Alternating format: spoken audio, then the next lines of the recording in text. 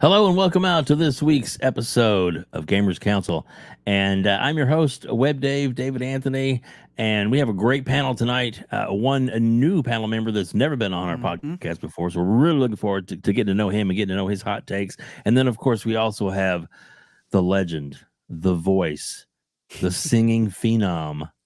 Ladies and gentlemen, we welcome Infinite Umbra. What's up, buddy?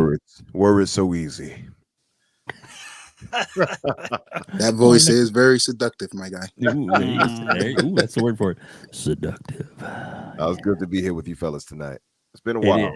It's great, man. Yeah, that's been a while. Here. I looked at the last time you were here. It was a hot minute, so I was like, we gotta get Umbra back up in here. Yeah, well, you know, it's definitely a blessing. I definitely appreciate the opportunity. Nero, yeah, so glad you're here, man. Thank you so much. Yeah. And of course, Infinite Umbra, prima donnas. Sometimes are hard to get back. Oh, I mean. I'm busy. Leave me alone. Talk to my agent. No, I'm just kidding. And then, of course, the one, the only, the man with the plan, the man that makes this all work is RHETRI. RHETRI, welcome, buddy. Thanks, buddy. Yeah, another week, another podcast, some great subjects. What's going on, everybody in the chat? We already got over 30 people here. That was more quick. People rolling in, of course. Thank you guys for supporting the channel. Don't forget to hit that like button. And if you're new here, please hit the subscribe button as well. We're trying to get to 2K. We are getting close, man. So we are. It's going well. But yeah, we got some awesome subjects, man. We got awesome panel tonight too. So I'm excited to have like Nero here. I've been watching him on Twitter for a while. It's like this dude plays. He's kind of like me. He plays like everything. Like he plays a ton of games. So he's not one of those guys on Twitter who just talks about games. He plays them.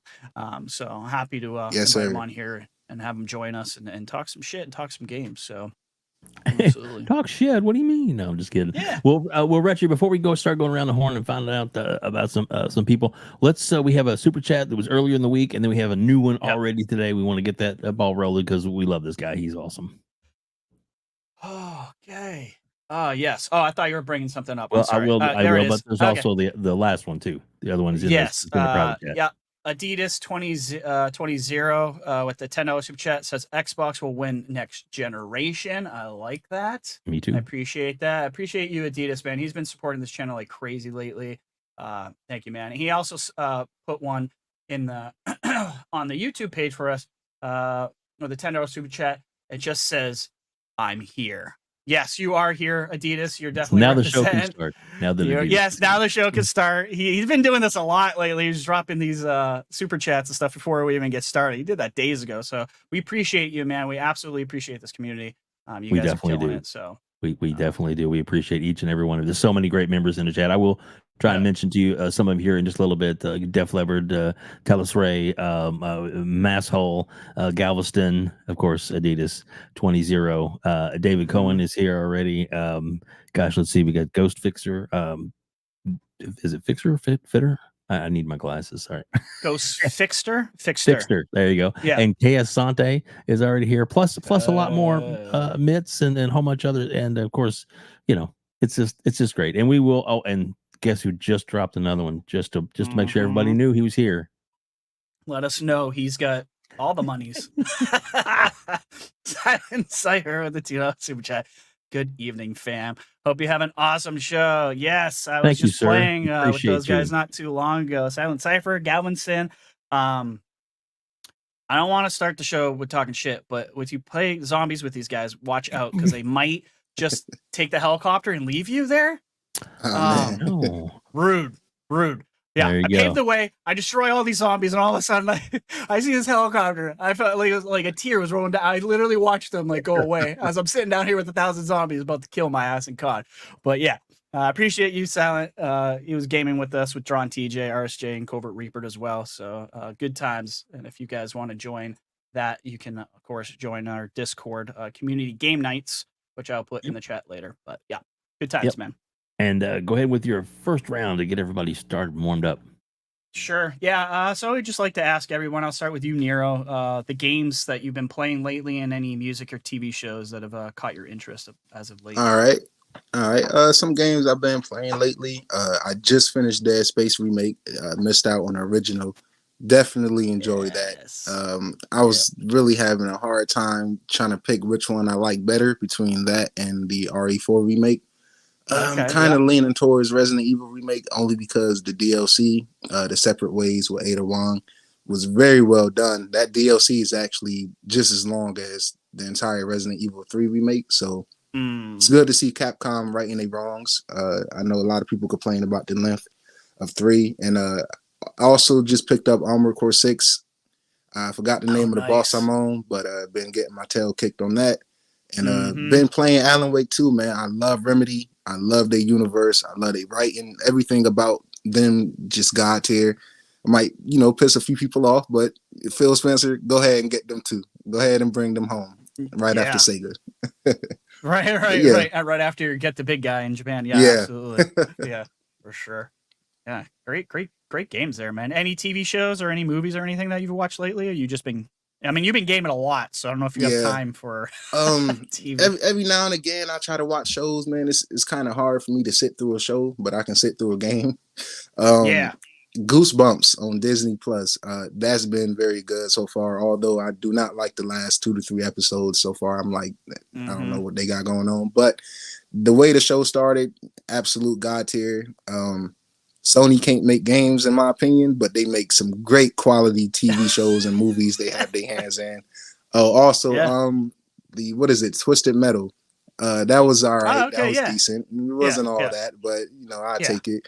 And I'm really waiting on the next season. Type of thing, you know what I mean?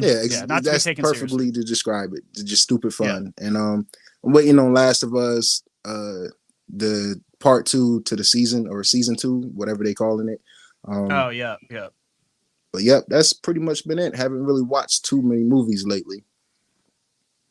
Cool. Yeah, good choices though, man. I watched Goosebumps too. It was better than I thought. I thought it was going to be kiddie. It's kind of like on the verge of like for teenagers but adults. It like tips a little bit because there's some stuff that happens. I won't spoil. Wait, so they rebooted it? They rebooted it? Yeah, rebooted. Oh, wow.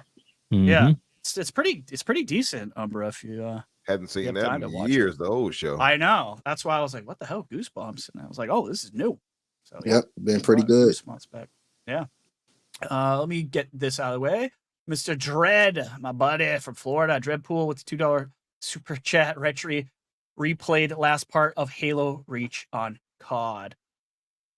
I don't know what he's talking about. I'm sure there's a joke there because I'm trying. Oh, okay. I see what he's saying. All right, real funny, Dread. Real funny. I knew he was messing with me somehow. Yeah, it is. I saw your post earlier. Yeah, not too long ago actually. About anytime Halo anything Reach. Halo you brought that up. I gotta chip in on that, man. Yeah, Halo Reach is legendary. It absolutely is. Adidas 20 the $5 super chat says credit Dirt Griggity for coming up with this slogan, "Pony Free Zone." I love it. Yeah, yeah. Shout out to the homie Dirt, man. We love that dude. He is the man. For sure. Him and Shaun. Oh my God! I ordered the new shirt yesterday. Hard to wait for it to come in. A couple of weeks. Oh, maybe. nice. Yeah, we have a Shaun's new channel member too, and then we'll. Nice. All right, Bunty.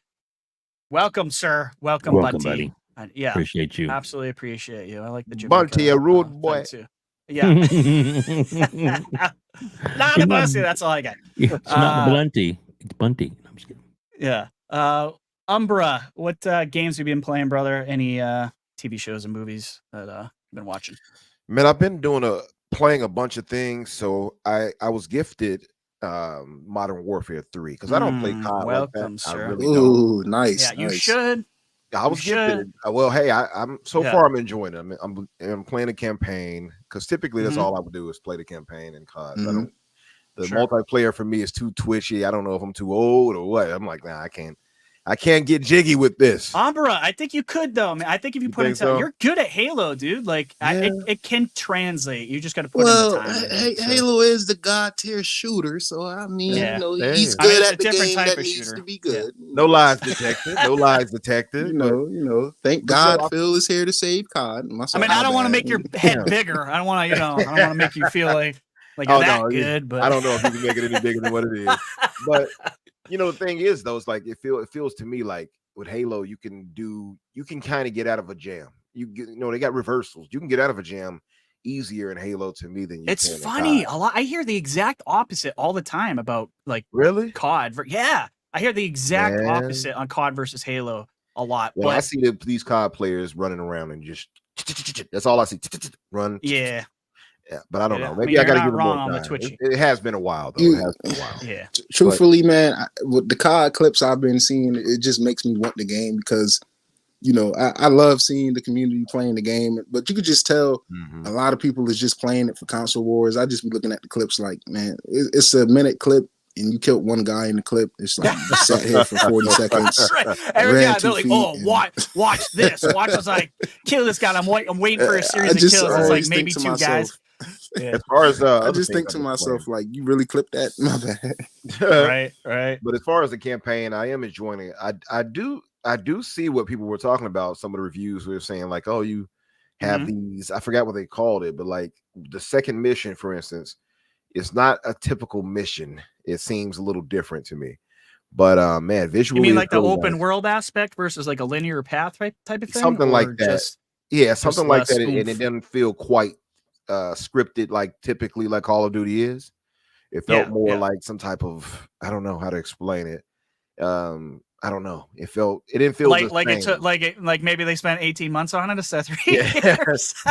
16 months to be exact. Yeah. Oh, okay. Yeah. But beside that, you know what I got back into? Max Payne 3. Oh, okay. Excellent. Never beat it before. I got game. Like maybe to the 4th chapter and then stopped and went to other things. Now I'm back on it. I'm almost through with it now. So I'm loving it actually, but it's crazy to go back. I would love for them to remaster that or something. But did you play the first 2? I played both the first 2. Okay. I only played the 3rd. Oh yeah, for those remakes. Oh, okay. Yeah, it would be nice. All to good have games in my for opinion. Yep. But as far as other things, man, I have played some Halo here and there, stuff like that. But and Among Us, actually, we had this big party with all of us in there last week, whatever. Myself, Cody, Eastwood, Hargeet, Chani, Jedi Knight, Peter, Holly. That's a ton of us in there just having a ball. Movies wise, I have, you know what I finally watched? I watched that Across the Spider-Verse finally. Oh, dude, come on. Tell me that shit. That shit was fire, dude. I thought it was amazing. I thought it was pretty good, but I thought the first one was better though. I'll be honest. Yeah, you're not the first one. Like I know. I think you like the second one more, right? Mm-hmm. Yeah, for me, it was the first one more, but I did like the second one. I understood because some people, when I heard it being framed, they were like, "Oh, Miguel, enemy, the bad guy." I'm like, nah, he wasn't really the bad guy. I mean, what he was doing was trying to stop, a catastrophe. So I didn't really see that as a bad, but it was pretty good. I will say that it kind of ended on a cliffhanger. Not kind of ended on a cliffhanger. So it definitely did. Yeah. But other than that, sorry, David Cohen. No spoilers. No spoilers. I won't spoil anything. Spoil free. But other than that, man, I got to get into that. I see Kay had mentioned Blue Eye Samurai. I do want to get into that. Everybody's talking about that right now. I'm watching the other one that just came out, the one based on the PlayStation games. Onimusha. Yeah, I've been watching that, and now I might have to stop that to go to the other one because everyone's saying how good that other one is. So I'm going to check out Onimusha, but I don't care for the animation style. That like 3D the styles. Yeah. I prefer rigid almost animation. Yeah. So, but other than that, I have heard decent things about it though. Yeah, I think it's all right. Yeah. I would like to highlight a movie that I watched recently. It's called Interstellar, that space movie. I don't know if you guys seen it. Yeah. Oh yeah. That movie, that's like my Starfield movie, man. That's exactly what it is. Watching those within the same time span was great. Yep. I did the same thing, Nero. I watched that all over again. I'm like, yep, this is the game right here. Like, I love the time, the whole time thing. Like 2 minutes on this planet is 9 hours when you leave the planet. Yeah. Like, You come back and the guy's all aged. Yeah. You're like, oh, that is messed up. Yeah, that's a great movie right there. Yeah, no, Absolutely. that's a whole tearjerker right there. That one, right? Mhm. Yeah. Exactly. Yeah. I got to jump in and welcome out the over 75 people we got in our chat so far. Thank you all so much for being here. We greatly appreciate it. If you get a chance, hit that like button. We got a goal. We got some goals we're trying to set for ourselves just to see what we can come up with.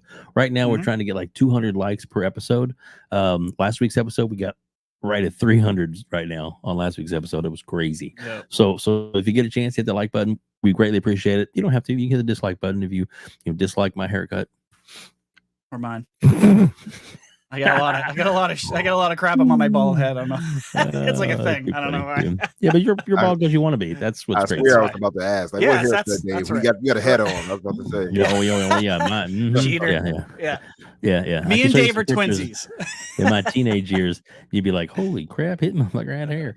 Yes, long time ago. Like Thor, huh? Yeah, actually, I could reach back around behind my waist and grab a handful of hair. Oh, that's how long it was. Yeah, I got pictures. They're pretty hilarious. Damn. Gaz was like, "You send me those pictures." That's I got back for like 20 minutes of nothing but just like, oh my god. It was hilarious. He just kept messaging me back. I can't believe I can't stop looking at these pictures. So yeah, pretty fun. So but man, welcome out everybody. Appreciate you all so much. So many great people in the chat, so many great topics to talk about tonight. We are going to have so much fun. If you guys got stuff in the comment you want to throw at us, just throw it up and we'll do our best to try and get it up on screen, like we got from Pixel Pitchy, our buddy. And of course, oh, look, Sir X-Men just jumped in. Oh, look at it. Nice reminder. I like that. Thank you, Sir X-Men. I appreciate that. Yes, sir. All right. RHETRI, what we got? Well, we're going to start off. I moved the topics around a little bit. I want to start off with the Xbox and that whole AI thing. So Microsoft's partnering with in-world AI to create Xbox game development tools for generative AI characters, storylines, and more. So luckily, I mean, I know I talked to you, Umbra, about this on your podcast that I helped you co-host there. And I know, I think you were on Kay's as well. So you got to talk about this a little bit more and do some research and figure out what this really means and what the hell's going on here. Yeah. But what do you kind of take away from this, like big picture? I know I posted on Twitter. It's probably going to be some job losses. I instantly got attacked, which is funny, because everyone thought I was anti-AI. I'm definitely not anti-AI. I'm actually very pro. I'm the exact opposite. It couldn't be further from the truth. I use it almost every single day. So I'm all about this new technology and these solutions coming in. Yeah, absolutely. Yeah, we're seeing it in like everyone's using the Bing AI, like use it like crazy. But what are your takeaways? Like, what are your big takeaways from this? Do you think it's a good thing going forward? Are you worried about the job market for developers? We had, not only did we talk about it on my podcast, and thank you for coming through, by the way, excellent co-host. Absolutely. And you held it down. But beside that, I actually spoke with it really in depth with Kay Asante and Everborn on their podcast Saturday, and I even learned more during that. So, and that was a 4.5-hour stream, I believe, Kay. That was a long one. Jesus, Kay. Yeah. I haven't watched that yet, but I will. It was a long, that one get you halfway through your shift, guys. But yeah, it was a really good show though. But so I learned a lot. And one of the things I did pick up on from Kay is that, there are certain games, or at least kind of tech demos out right now that's using it. So InWorld has one right now called InWorld Origins on Steam. You all can get it for free. And yeah, you tried, Kay. But it's actually really unique. I actually downloaded it myself, so to get a little idea of it too. And Kay had a cool idea. He's going to stream it, I believe he said, and where he talked with the AI, and just seeing it in action is actually pretty amazing, actually, because you can speak into it, which I did, and I spoke into it, and he did as well. He mentioned the Hooven clan had did the crime, et cetera, and the AI had responded to him, in fairly real time. It takes a bit of a second for it to process, but other than that, at times, but it'll go through and it'll process what you talk about, and then it'll, give you a correct response. I thought that was just so damn cool. I'm gonna be honest with you. I also saw this other one in Unreal Engine 5. I had to promote Unreal Engine. Right. Yeah, it's coming back, guys. It's It's not as bad coming as everyone back. says. I Yeah. had to do it. But that one right there was pretty interesting too, because I forgot the name of it at the exact moment, but it was it's Unreal Engine 5 demo tech for it too. And on this video, the guy is walking around with the character he has, and he's talking to regular, just nobody NPCs, nobody's, and the AI is scripting it, and drawing from all these different things using LLM, which is like large language modules, and they pull all that into that and respond accordingly. And I'm just astonished because the guy is like, I don't like your haircut, and the guy haircut did look terrible, and the AI, the NPC was like, well, that's none of your business. Why are you talking about things that doesn't concern you? He got like mad. I'm like, what the hell? So it's really dope in that sense on what we can already do and what technology and people in technology have already accomplished. And I'm like you on it, RHETRI. I'm not against it. I'm not anti-AI, and we got a long way to go. One of the things I learned talking with Kay and Marciano on his show was, this is really like it's nascent. It's not really developed. You know what I mean? So maybe within 10 years we might have something more where we have something people can be worried about. I think at the end of the day, 20 years, because they're going to use it in such a way where it's going to take a lot from a lot of it was going to help at least process making games so much easier for these developers. And on the developer side, they actually like it, but maybe eventually it might be to their detriment. I don't know. But 10 or 20 years from now, maybe that might be the case. Right now, that's not really the case. And a lot of the knee-jerk reactions we saw from people, and people like, oh, the jobs, you're going to lose your jobs. One of the things that was pointed out that made perfect sense, as Everborn actually said, and Marciano agreed, which was, it wasn't the AI that did this. So it's misplaced anger. That was due to overhiring during the pandemic. And that's definitely true. Absolutely. And so they had to minimize, or at least what's the word I'm looking for? They had to cut down on employees at least. After the fact. So they used that a lot. Excuse me. They used that a lot to complain. A lot of people. One of the more famous people we saw was Alana Pierce, where she, I would never touch any game that uses any world. And one of the things I pointed out was, because you saw, if you go to her tweet and you go to the N-World and Xbox announcement, you will see so many people jumping on that and like, oh, this is terrible. And what about the jobs? And because it's an easy thing to jump onto. It really is. Like when you play the other side, everyone's like, oh, you don't care if all these people lose their jobs? Exactly. Like, no, that's not what I'm saying. Exactly. And it's like, for instance, Nero in there says Mitty Jane and Flatback Jane from Def Leppard. She is those things. Strong Chin Jane. Nero. Hey, Gritty is hilarious, man. All those things are true, and she does look strong in the face. But if you say that, they are going to tear you apart online. Is how it works. But no, you're right. But getting really being serious is like those things. It sounds good to say. Oh, that's bad. Right. Jobs. You're absolutely right.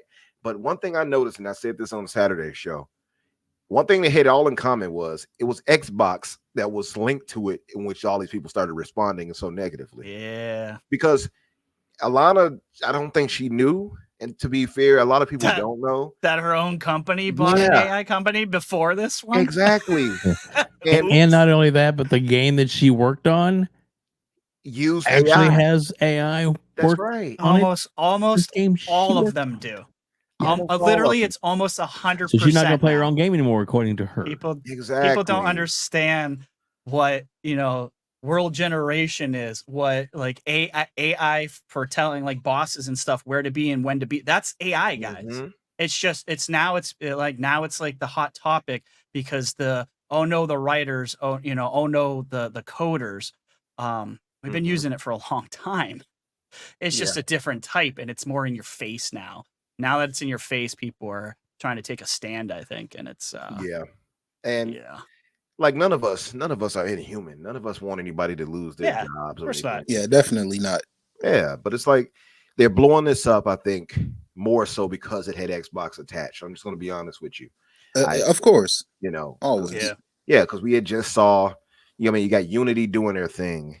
They had something. They got Blizzard doing their thing with their Blizzard Diffusion to help create artwork and things of the nature and from their characters. Like, it's so much AI being used all over already. And as Kay made a good point in Marciano, which was that on the dev side, he doesn't think that's what they're doing. He doesn't think they're complaining like that. And it's more so us who are not on the know.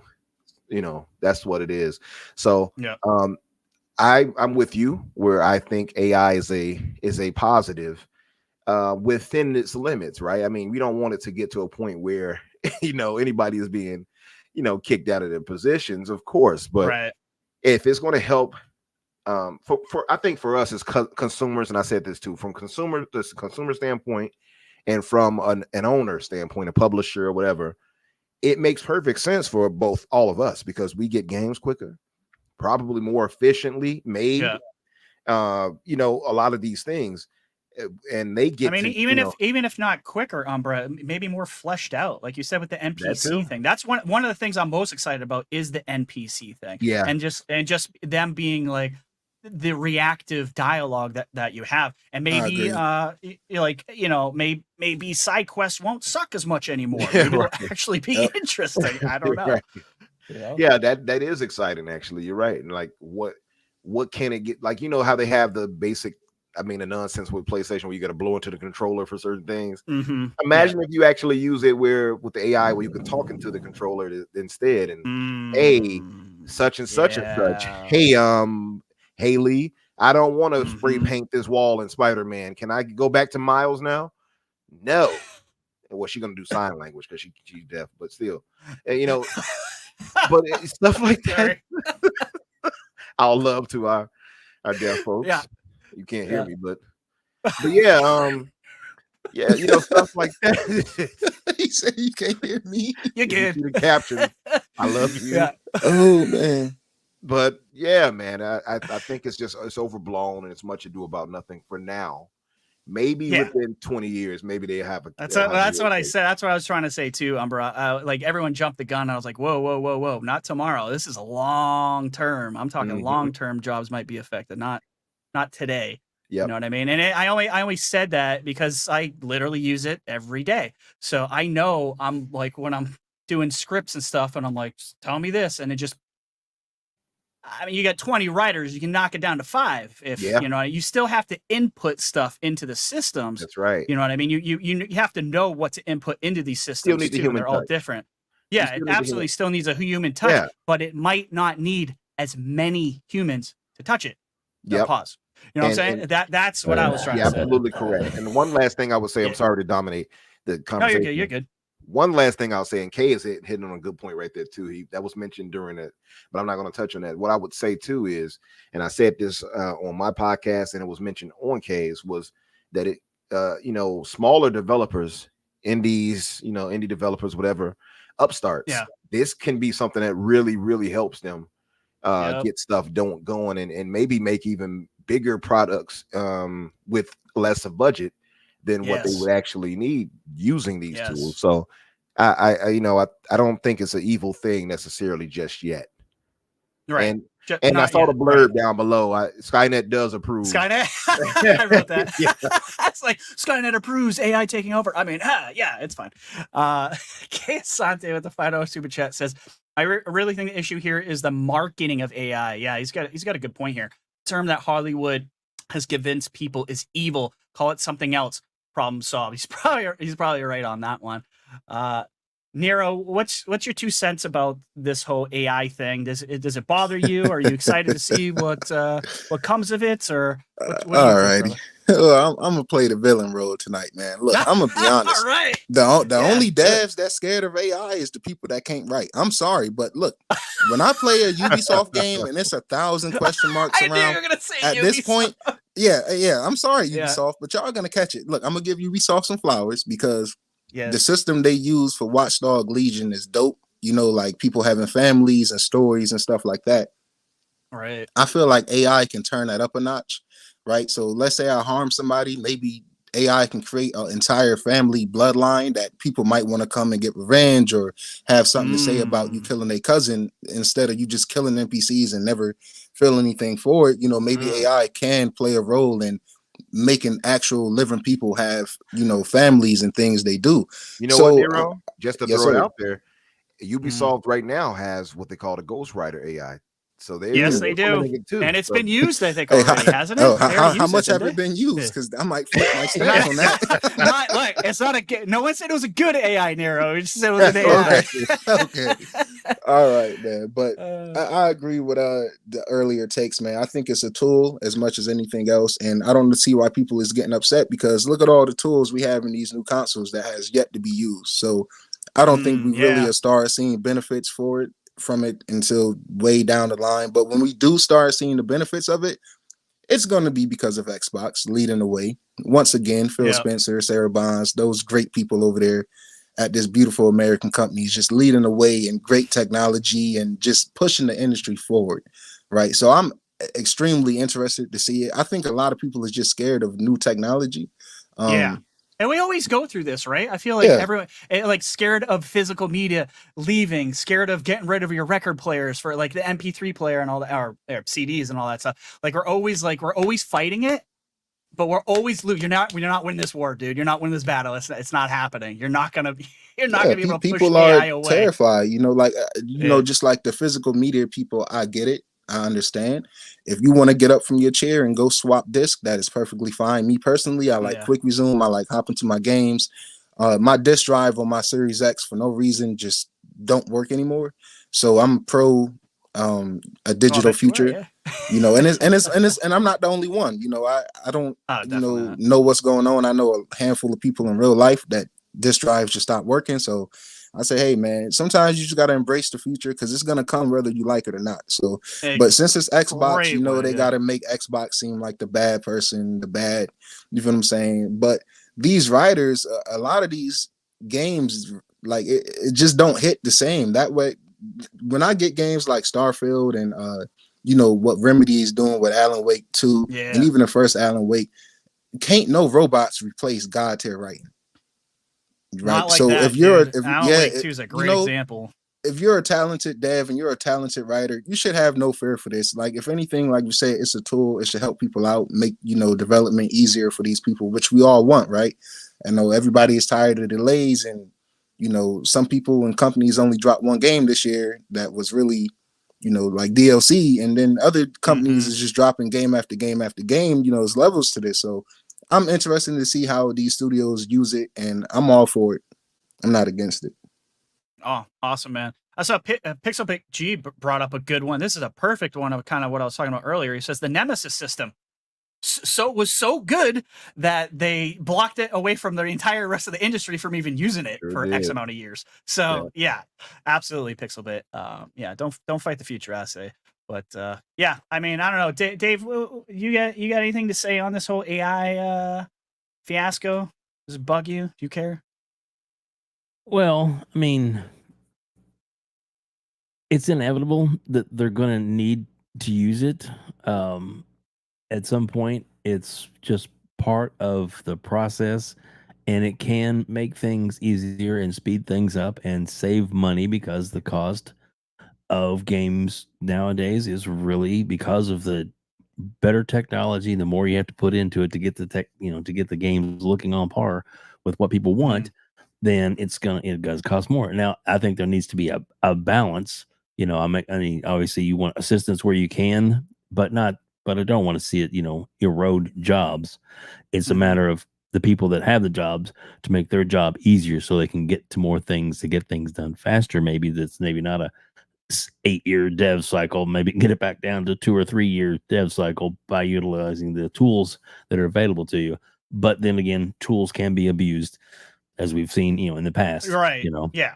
That's the only thing that worries me is, corporations, right? Like the that, and the thing that Microsoft has stepped up to the plate for is the unions. So Yeah. and unions Very will true. have a lot to say about about the way things will, you know, change or grow in the future. There isn't another quick super chat. I'll let you read that one, then we'll get to your comments. Yeah. Adidas 20 with the $5 super chat says, excuse me, Pony developers, Pony Media, and Pony Bots are the only ones complaining. I mean, that's where I'm seeing the No lies majority of detected, it man. for sure. Yeah. The BS meter is like on 0 right now. Yeah, absolutely. 100% on that one. Yeah, it's it is what it is. You know, AI. I think it's cool. I think it's going to help developers. Like Umbra was saying too. Like I like the facet of helping like smaller devs and indie studios out, and this will save them a ton of money. So I'm all about it, speaking of indie studios, I know we way off of what we playing and stuff, but I gotta shout out Jasant. Great indie game, just came to Game Pass. Unreal Engine 5 using Lumen and that night. Go play that game. $25 for the rich people over at PlayStation that can't get it in their subscriptions. But go support them. Great game. Just had to throw that out there. Yeah, 100%. Yeah, I agree. Definitely. Very good game. Yeah, like that. Yeah, I'm enjoying it. So, Richard, what are your thoughts on it? Well, I've kind of hit it over the hammer. I'm beating this dead horse like crazy. I'm all for it. I don't see any issues with it. I think long term it could get rid of some jobs, but at the same time it could create a whole new industry, a whole new set of jobs. So I'm a technology guy. I used to be an engineer, so I'm not gonna knock on that sort of stuff. And I've seen stuff like similar to this in like the television industry. A lot of people I know lost jobs, but it took a long time. To Umbra's point, like it took like 10 years, and we saw the technology come in, and we're like, uh-oh, everyone panicked, and it probably took another 10 years. So at least we knew it was like, the trouble was coming down the road. We saw it from a mile away. But I'm also a technology guy, so I say, lean into it, man. Like lean into it, learn it, and use it. Adapt. So adapt or die, right? Yeah. That's what they say. So, and just to say too, lastly, I feel like even with like what Kay mentioned with the movie industry and how it's getting so much more smoke because we saw what is happening with the SAG-AFTRA thing in Hollywood. Yeah. Sure. I mentioned on there too is that I feel at a point it might be a case where they try to unionize the industry more and try to curtail that in a way where people don't lose their jobs to it. That's what I think might happen.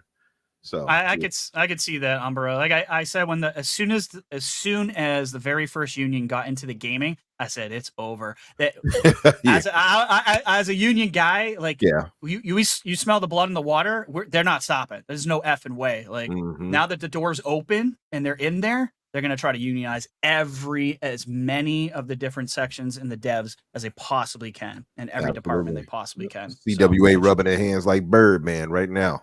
Yeah, exactly. Absolutely. I agree with you though.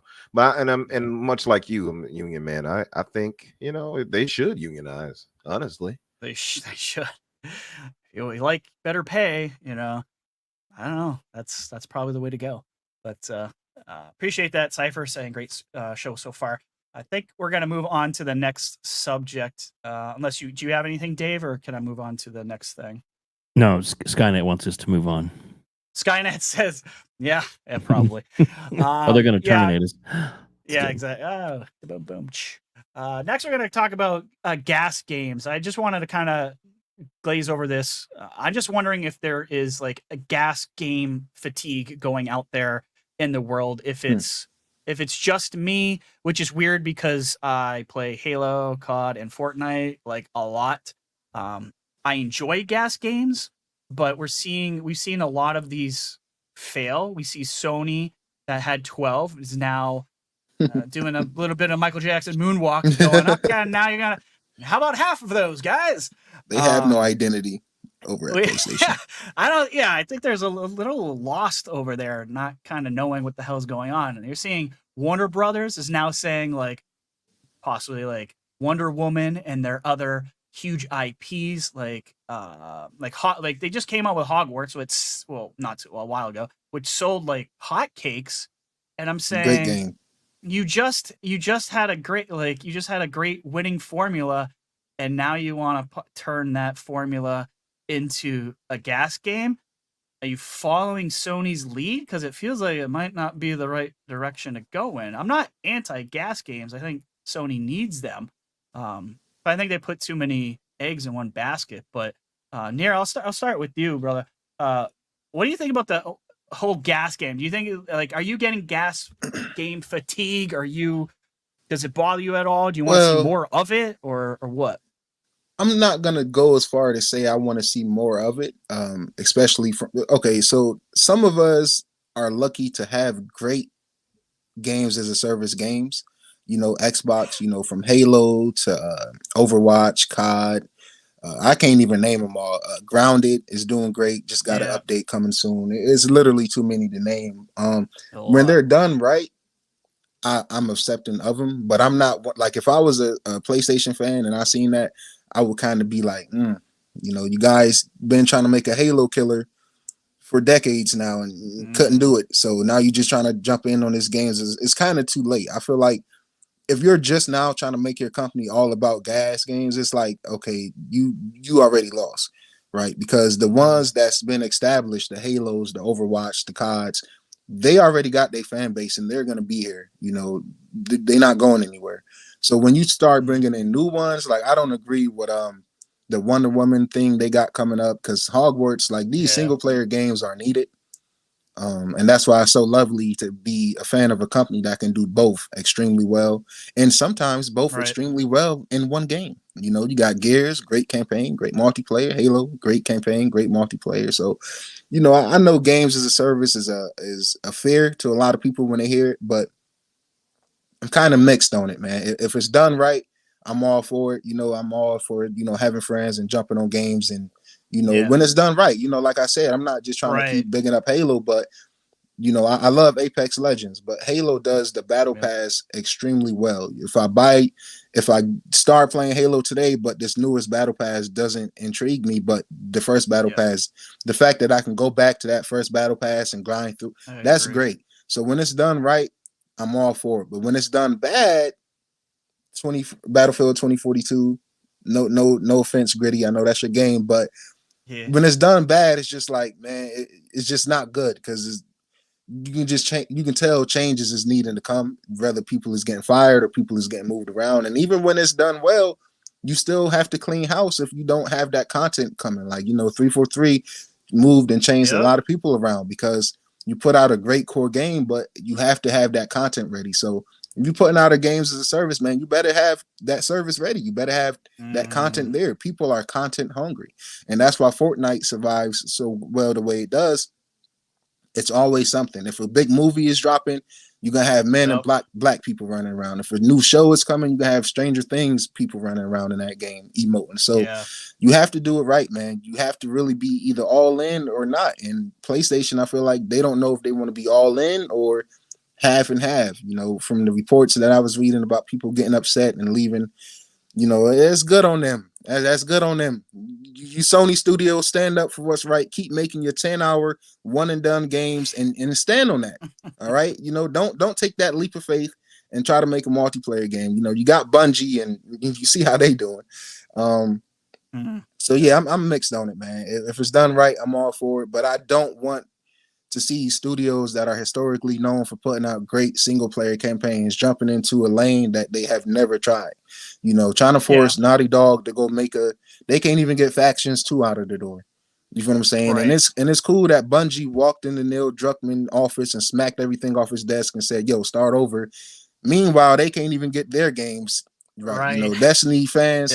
I'm not a Destiny player, but I sympathize for them. I know they look over and be like, why can't we just be like Halo?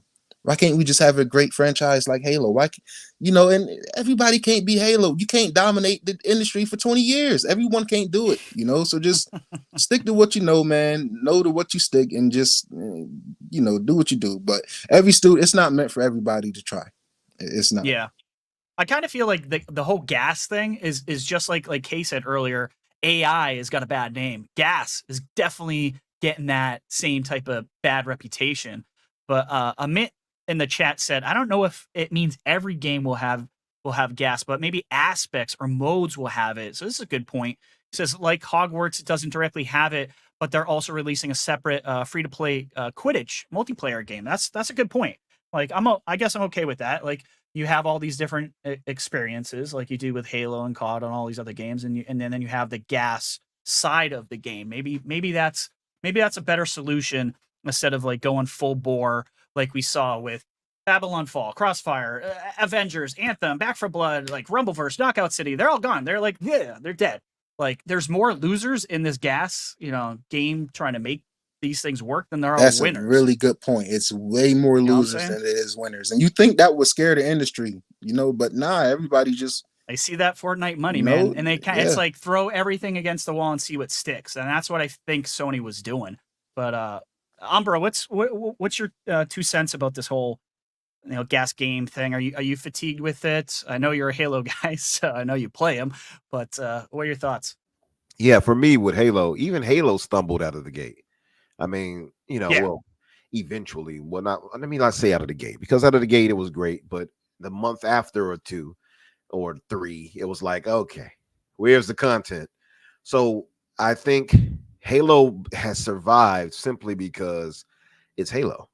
Not every game has that legacy behind it to get out of that. And I think trying to make these new IP that Sony was trying to do with 12 different gas titles, that was a recipe for disaster. And we all saw that anyway. All of us saw it and was like, what is this, Sony?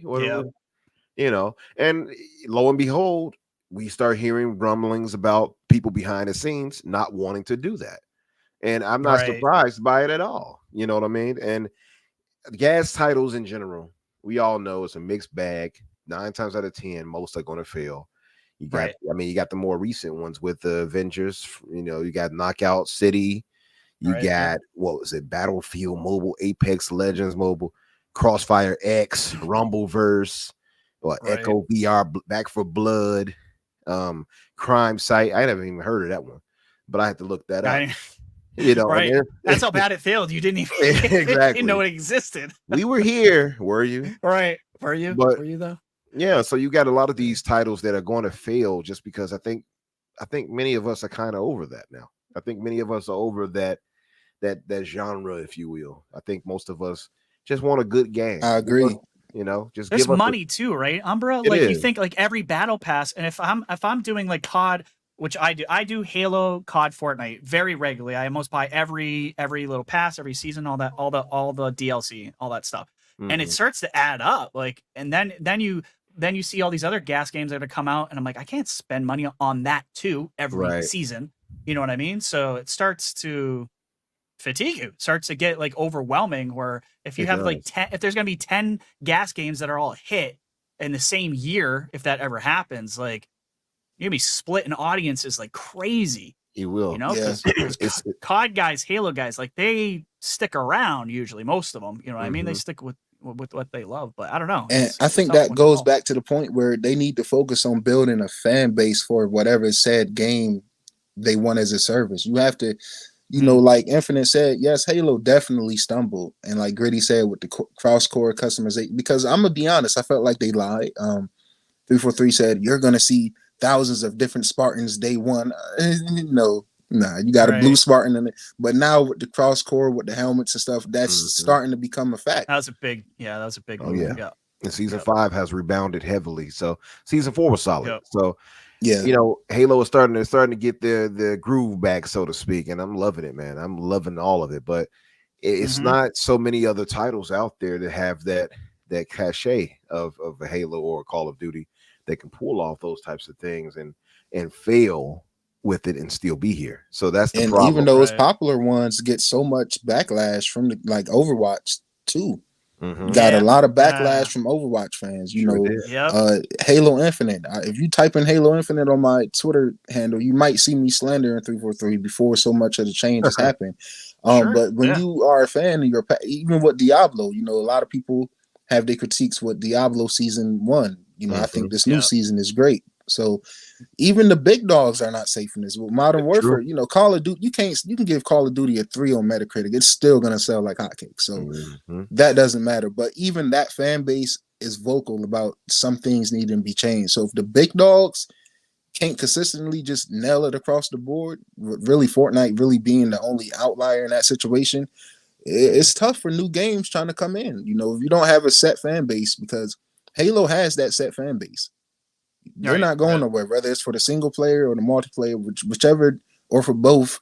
Halo is always going to have its fan base. Gears is always going to have its fan base. Overwatch as well, COD as well. But when you start bringing in new games, a game I played recently that was in beta, I don't know if you guys played it, the finals. No, if any of you guys I saw a lot of people playing it though. Yeah. Really good game. That's another Unreal Engine 5 next gen shooter. It's great. I really enjoyed it. And I'm hoping some games come, because the games I'm playing now that I'm addicted to, like Apex Legend, is driving me crazy. So I want new great games to come, but it's really a wait and see game. And the biggest thing about that too is it's already hard enough for new IP that are just regular games to make it. You know, I mean, look at Immortals of Avium, right? Yeah, that whole studio shut down now because of that. Like things like that can happen really, really fast in this industry now. So it's scary out there. And I think a lot of the studios behind Sony were like, nah, we don't want to fail. Not only do we not want to fail, because 9 times out of 10, these types of titles don't make it, but 2, this is not what we want to make. Right, exactly, Umbra. We don't even want to do this. Never mind fail at doing it. Yeah. And my thing with Sony is, what's up with the organic growth? Why not just build a studio from the ground to focus on games as a service? Why try to force your studios that have been historically known to make these one and done games that last about 3 hours? It can be platinum in about a day after they release. Why force them people to step outside of now? Me personally, I would argue, if Naughty Dog is as good as everybody say, Insomniac is as good as everybody say, then yes, they should be forced to step out of their box and try their hands in different things instead of remaking and making the same experiences over and over. You know, I mean, 343 and the Coalition have to do it. They don't just get to put out these great 10-hour campaigns and walk away and for the next 5 to 6 years and sell a bunch of. No, they have to go to the drawing board and actually plan out how their game can be played for years on years to come. So I just, I don't want to send shots at them studios, but people hold these studios from Sony as if they're just the god tier, end all be all, greatest of all. They just they can't get no type of critique. So I mean, hey, maybe you guys should. Maybe Jim Ryan shouldn't have got fired. Maybe you guys should get off your ass, stop making remakes and remasters, and try to fucking put out a game that can be played for more than a weekend. Yeah, Jim Ryan was great. He allegedly retired. Remember? No, he got fired. Sure, terminated. I blame Neil Druckmann on him getting fired.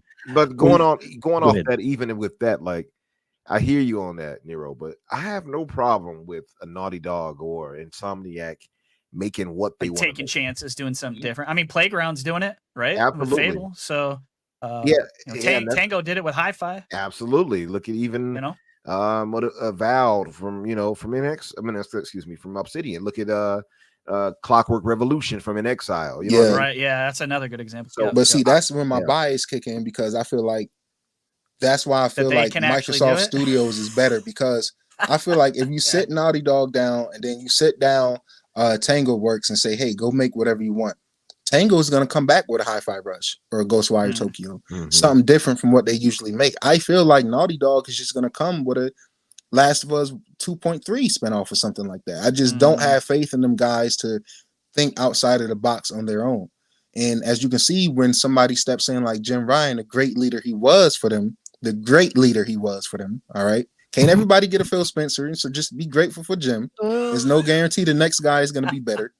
Listen, Jim was good as a money man to me. I don't think Jim had the vision as far as game making. I look at Shaun. He's not a creative type. He's not a creative type. Very, very different CEO. So very polar opposite of what Phil is. Phil's a little bit of everything, right? Yeah, definitely. But Phil is a gamer, and our fan base over here at Xbox, we play games, and the Sony people just seem like they play numbers and sales. We celebrate Twitter a lot. Yeah, Twitter as well. We celebrate getting new games. We celebrate the stealth drops, the Hi-Fi Rush, the Golden Eyes and stuff. They celebrate, oh, look, PlayStation sold 1 million copies for the month of such and such. So, if I'm Jim Ryan and I'm seeing that, like, yo, look, man, these suckers is going to buy up some $70 remakes from a game that came out the generation prior. You know, Yeah. I mean, Yeah. so you know, it's, at some point, you know, that fan base really has to look themselves in the mirror and say, what do we want? You really got to demand better. And it's just so funny that everything they tried to do to us is backfiring on them. They told us to demand better. We went and got Bethesda and Activision. I'm Yep. imagining. We I'm tell them to imagining demand better. I'm imagining They get Dirk Diggity layoffs. doing that Rook like Sealy all color purple. Yeah. Everything, Hey, I need to everything jump. you did to me, I'm already done did to you. I need to Oh, jump in man. it real quick. We got a couple super chats and then a bunch of different messages I want to pull up, let Retri read because they're all on topic. Yeah. So, whoops. Pull it back up. I got there we you. go. Silent Cypher with the $5 super chat says, I figured I'd go ahead and be like the big companies. I threw everything at the wall to see what sticks. My life was not thoroughly unenthused. Okay. Oh, Silent. I love you, man. Get in the Oh, corner, he's got another Silent. one. All right. Another $5 super chat says, too bad Halo pulled a stellar, got her groove back after I stopped caring and better games came out. Okay. All right. We're fighting. That's fine. All right, let's dial back the Halo hate just a little bit. Yeah, Let's dial it back. This is why you just belong in the corner. This is still the best shooter on the market. There we go. We got a few more comments to read. Let's see. K Asante, he was retired. Giggle, wink. Yeah, exactly. John 907I says Jim Ryan gone fishing, bro. Yeah, he's gonna have plenty of time for fishing. Def Leppard says Jim Ryan is AI gone wrong. I mean, he is kind of robotic, so that it fits. It fits. Yeah, we got one more that's pretty funny. K Asante said. He says, damn, Nero, I gotta follow you on X. So much slander. Absolutely, yeah. Nero's one of the good ones, man. I'm telling you. He's saying a lot of slander tonight, but all I see is this dude playing like 1,000 different video games. So, you know, he's not like most of these guys who just talk shit on Twitter. He is actually a gamer, so that's why he's here tonight too. So, you know, yeah, but absolutely follow him for sure. Yeah, but for me, like I say, for the whole gas thing, like I'm fine with that dying out. I'll be honest. I have no interest in most of these companies or game studios rather focusing on that. Seeing what WB is doing right now, what they're talking about, it's depressing. I don't like it. Yeah, it's like not from WB. Like I'm okay with some, but like hearing it from WB just like maybe go ew. Like no, like dude, you just had Hogwarts fucking Legacy. 15 million people bought it. Like let's make it into a gas game. Exactly. You just got reinforced that you make a good game, people will buy it. You got a great license. Yeah, it's like Elden Ring, dude. It's like everyone ignored it when you did. It was $60. Great fucking game. And like, no, let's double down on this gas thing. Like, or you could just make good games and people will buy them. Yeah, crazy. It's the greed, because I saw somebody in the chat earlier. They was like, "Well, you only need to hit the lottery once." Yeah, but the chances are you got like a 1 to 1 something billion odds, though. That's the problem. Right.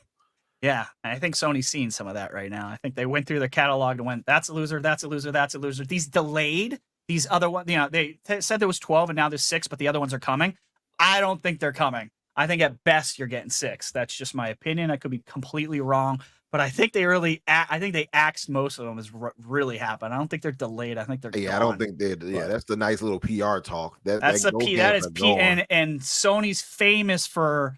Look, they weren't going to tell you about the 100 people that just lost their jobs. They were just going to hide it and shove it right under the rug. That's what Sony does. Didn't they actually tell the employees not to speak on it? Or sure did. I think Lyric in the comments just made a great point. He said it's all about passive income. That's what they all want. That's what what they all want. He's not. I mean, passive income is great, and that's what makes like rich people richer. And he's not wrong in wanting to get that and trying to get like yourself Fortnite. But like up to Umbra's point, it's tough. It's hard, and they're learning it's a hard thing to do. So we'll see super what chat. Happens. Yeah, Silent Cypher with a $5 super chat says not dialing back on Halo hate. They crapped the bed for years before they got it together. That's a them problem, not a me problem. Sorry. All righty. Let me just address let me just say one thing, like, man. I can't let it slide. I seen it and I was like, hopefully they missed the super chat, but I knew. Look, let me say this. All right, did they crap the bed with content? Yes, but how many of these studios, right, are putting out an extremely technically polished game that has a great single player campaign with Yes. adequate multiplayer. Nobody ever takes that into consideration when it comes to Hey, Gears or Nero, Halo. you're They speaking games words are straight from the never mouth. Absolutely. buggy. Show me Yeah. some bugs anybody It's ran into true. Halo. The That's most a bugs good you seen point, was the Nero. original trailer before the delay. Yeah. Right? It was, and that was like what, pop in, which is also, Yeah. it's also a cross-gen game. Let's not forget that. It runs great on the Xbox One VCR, the One S, the One X, the Series S and X. So, Yep. you know, it's, come on now. You can't have it all. And I'm not excusing it. I'm not Of excusing course, it. But PC as the well. way we Yeah. point out the lack of content, let's just point out them putting out an extremely polished game day one. It's not a lot of those. I kind of agree with you, Nero. Like I've always, I think I said this to you, Umbra, too. Like nothing gets criticized like Halo outside of COD. Like, because they have to do everything right. Yep. They have a million different modes in Halo. They have got to do multiplayer. They got to do campaign. They got Forge. They are juggling way more balls than any normal game does, right? Pause. So, and it's pause. Yeah, and they have to get it right. So that's a tough one, and you know, but yeah, No, I agree. I think it's all Halo is held to higher scrutiny than many Yeah. other games for sure. I don't think even Call of Duty gets as much scrutiny. Which is understandable. You know, when you're the king, people gonna come for your It crown. will now. It will now, Umbra. Why so true? Oh yeah, now there's Xbox. You're right. It will now. You're yeah. right. Yeah. Sorry. 4 out of 10 they come out of nowhere. Yeah, exactly. Oh man. I think we're gonna move on to now kind of talking about game of the year. And I kind of wanted to split this into two things. And this is why it was so tough when I was on your podcast with you, Umbra. Just there's like the business side of me of what I think will end up as game of the year and what I personally have on my game of the year list. Those are usually two very different lists. So I'm curious You may run the for ticker? you guys. The long list? Yeah. Run the ticker because there's so many damn games here. This is going to keep going, obviously. In case you forget all the ones that could possibly be considered contenders. There's some loose ones in here, guys. I had fun with it, but Umbra, I'll start with you.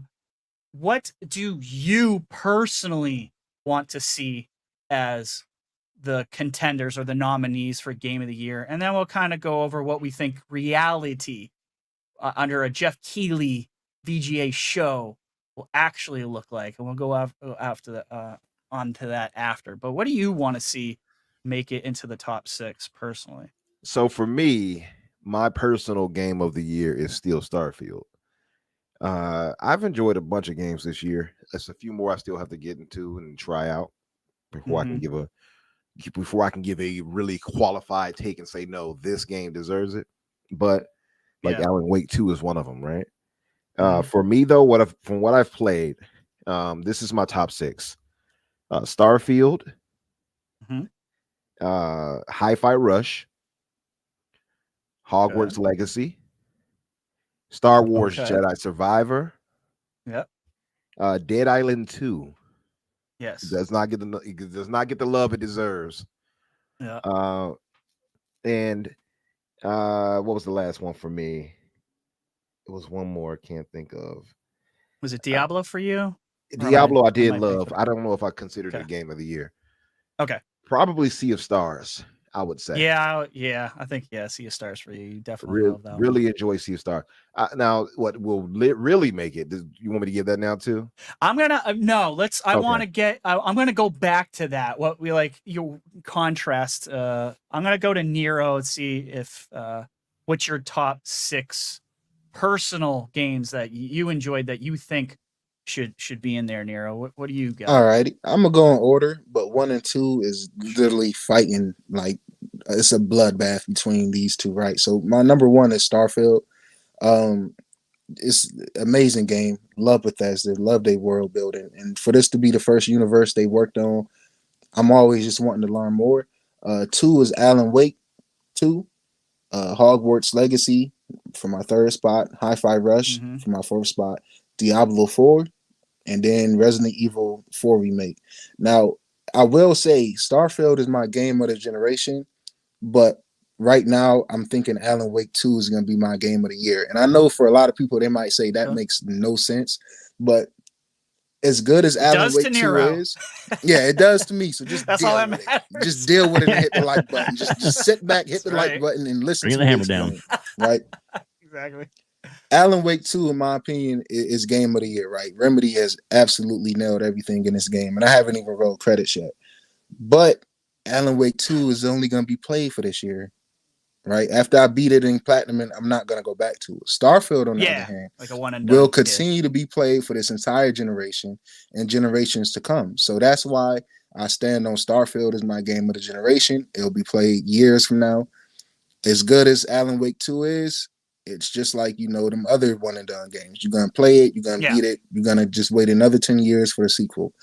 And that's no shots at Alan Wake 2 or Starfield. I think they are both phenomenal games, and I'm really having a hard time picking one over the other. Yeah.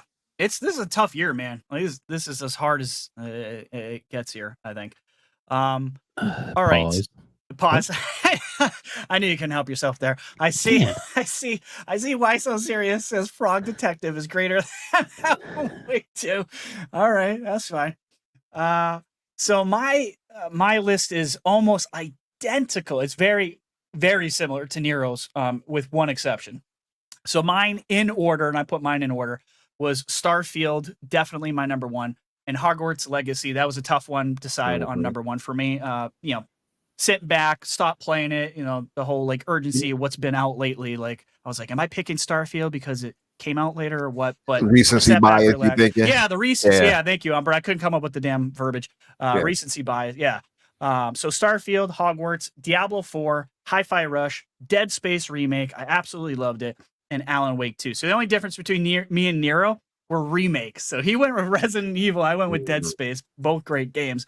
So, and that's extremely tough to pick, man. It's like I said, the only reason I gave Resident Evil the edge is because the DLC brought the game like together that much more. And the base game was already great. So it's really tough, feels a little bit man. like cheating. You adding in DLC. I'm just I was gonna gonna say, say, do you have the DLC though? I don't know. Nero, are we gonna put game, Cyberpunk in there too, or? Hey, that's a tough one, man. I know some people want to. Man. I know some people want to put in the Cyberpunk DLC like as a thing. I'm like, I don't know, man. That's getting a little choppy there. Yeah. Dave, do you have your top 6 or at least like your top 3 or something like that? Do I have my list? Well, let's see what I've got here. If not, you can just pick all these great games that are scrolling on the bottom here. Oh, there you go. Okay. Oh yeah. Whoa. Yeah. Okay. Our list is very similar, Dave. Oh, yeah. Very nice. Very nice. So that is my list. Starting at the top with Starfield, and then Hogwarts Legacy, Diablo, Zelda, Baldur's Gate 3, and Alan Wake 2, which is kind of got bumped off another one I had kind of in there because it's looking really choice, and a lot of people are really enjoying that. I will say that along with you guys were talking earlier about expansions, updates, things like that. I didn't think Spider-Man 2 as an expansion pack needed to be in the Game of the Year talk. So just saying. Dave, I'm not gonna lie, your list kind of makes me feel bad over here. Because you got Zelda and Baldur's Gate 3, and I'm like, damn, am I really that biased that I didn't include either one of those? Your list looks like what you think the Game of the Year list would be, actually. Definitely. Yeah, I was told my list was biased, and half of it is third party. I was like, dude, come on, man. Like I picked Alan. I had Alan Wake in there, Dead Space, and Hogwarts. Like that's half the damn list. But whatever. Remember on the show we did, Alan Wake 2 made it for our Game of the Year top. Alan Wake did, and I listen. If Alan Wake 2 doesn't win some story or narrative, I'm gonna fucking riot. Yeah, there's no better storytelling in any game this year, I promise you, than Alan Wake. It's phenomenal. And that's just if you just play Alan Wake 2 alone. That's not even including if you are already immersed in that universe. If you play Control, if you played the original Alan Wake. True. So when you include all of that together, it's like, come on, bro. It doesn't get any better than that. Yeah. I got to say a big welcome out to the over 124 people that are watching us right now. Plus, Hargeet Chani just jumped in the chat, and if you don't mind, he has a few things up there that that we want to get his points in real quick. We call him photo mode Chani around here. Really leaning into that screenshot slander, Umbra. I love it. Hargate says Spider-Man 2 is very likely going to be nominated. Yeah, TOTK, yeah, Mario, BG3 are almost guaranteed. Yeah, I'm definitely gonna get into what we think will land there. I'm trying to look at my list of what I put. And Hargate, most of those. Just not to be slanderous against you at all, because obviously I respect you 1,000%. But to me, I think that if and so we'll see what happens. I'll die on this hill, but I do think if Starfield does not get at least nominated, it'll be a disgrace to the I'm Keeleys. gonna have a problem if it's I agree, and I'm me and Umbra have a take your knees bet on that. I don't think it's gonna get nominated. Which who let you on the show? Hurts. My number one, dude. I was telling Umbra, like, my list feels like it's just like a who's who of losers, because I don't think most of mine, except for Alan Wake 2, is gonna even hit. I think Hogwarts is gonna get screwed too. Unfortunately, it might. I think it is. Yeah, I feel like it will as well. I think I said that way back is going to get snubbed because of the whole controversy behind old turf and all that. The creators, shut up. They ain't got nothing to do with this game. But I think they're going to politically, trash it and not let it get there. I hope not. I hope I'm wrong. I want Umbra to take my knees on that. I hope I'm wrong. I think I'll be taking your knees. I think Starfield is going to make it. Listen. I don't want to rewind the clock here, but during Boom's podcast, I'm the guy who nailed the Metacritic score. You guys went way too high. I knew that Xbox tax was real, fam. Yeah, and I nailed it. I actually got the number exactly right. To your credit, because I freaking knew. Because I knew it. These guys don't know what a good game looks like. Fairly rated without the Xbox tax. I agree. I would have nailed it. 88 to 91 or 92, I believe. 88 to 92. I agree. I think I had a 95 for it. So yep. I want to throw up a little self promotion for next week's show, because obviously the announcement's going to be in the morning, but this is our I guess you saw it, screenshot. Oh wait, so let me share it. Damn it, I'll have to bring it up here another way. Give me a minute. Go ahead. Yeah, keep talking. I'll bring it up. It's not. Let's go back to you, Umbra. We got your list. Great list, by the way. What do you think the reality is going to be with Keeley and those sons of bitches in charge? What do you think will actually be there? Do you think are you going to just repeat your list, or do you think it's different than your list? It's a little different. At least one of the games I like is on there, though. I think from the most likely to make it is Zelda Tears of the Kingdom, Baldur's Gate 3, Starfield, Super Mario Wonder, Spider-Man 2, and Alan Wake 2. I see some people that might interchange that for Final Fantasy 16, and I don't think so. I don't think Final Fantasy 16 is going to make it. For instance, Paris put that there. I'm like, nah. So I think it'll be Alan Wake. I think Alan Wake might make that final squeeze to get in there. I think it's got enough love. It rated really well. I hope so, man. A lot of people are calling it a masterpiece. I think it'll make it. Fair enough. Nero. Super chat. Oh yeah, let me get that out of the way. I'm sorry about that. Jax82 with the $5 super chat says, speaking on controversial games, do y'all think Atomic Heart will get a nomination? I don't know for what. Definitely not for this. Maybe not at all. Nomination for indie game, maybe. I don't. Yeah, maybe. I don't know. Maybe it'll get a nod for indie. I'm not quite sure. That's indie shooter. Yeah, most frustrating game when you go outside, because those damn robots just would not stop fucking coming at me. But yeah, yeah, I don't know. I don't think so though. Nero, what do you think will actually end up being there at the Keeleys or the VJs, whatever you want to call it, for the top 6? Sadly, I extremely am against this game being there, but we all know it will be Spider-Man 2. Yeah. I feel like that'll be there. Tears of the Kingdom will be there. The new Mario game will be there. So that's 3. I think they will nominate Starfield just so it won't win, and just so they can say they did. I like that theory. Okay. Now, I also got a feeling, I think Alan Wake 2 is going to be there. I think it squeezes in there. I think it does. And then I think the last one is just gonna be like a toss up between like something like Diablo 4, just something that's kind of like a games of a service type of game. Yeah, like a filler type of thing. You know what I'm saying? Like something that has a community that's continuously there. But those are pretty much mine. I don't agree with a lot. Well, you know, I'm gonna swap Diablo for Baldur's Gate 3. And I think that'd be those would be the ones. I think that's the most reasonable thing. I don't think Diablo get it. But Baldur's Gate is pretty much certain. Yeah, I don't have definitely Diablo on mine either. Although I did switch mine up, Umbra, for last time I talked to you guys. I think there might be another snub here, but Lyric said that game of the year is clearly Quantum Era. 5 out of 10, baby. I was kind of leaning towards that new King Kong game. I feel like that should definitely we'll put Gollum in there. Why not?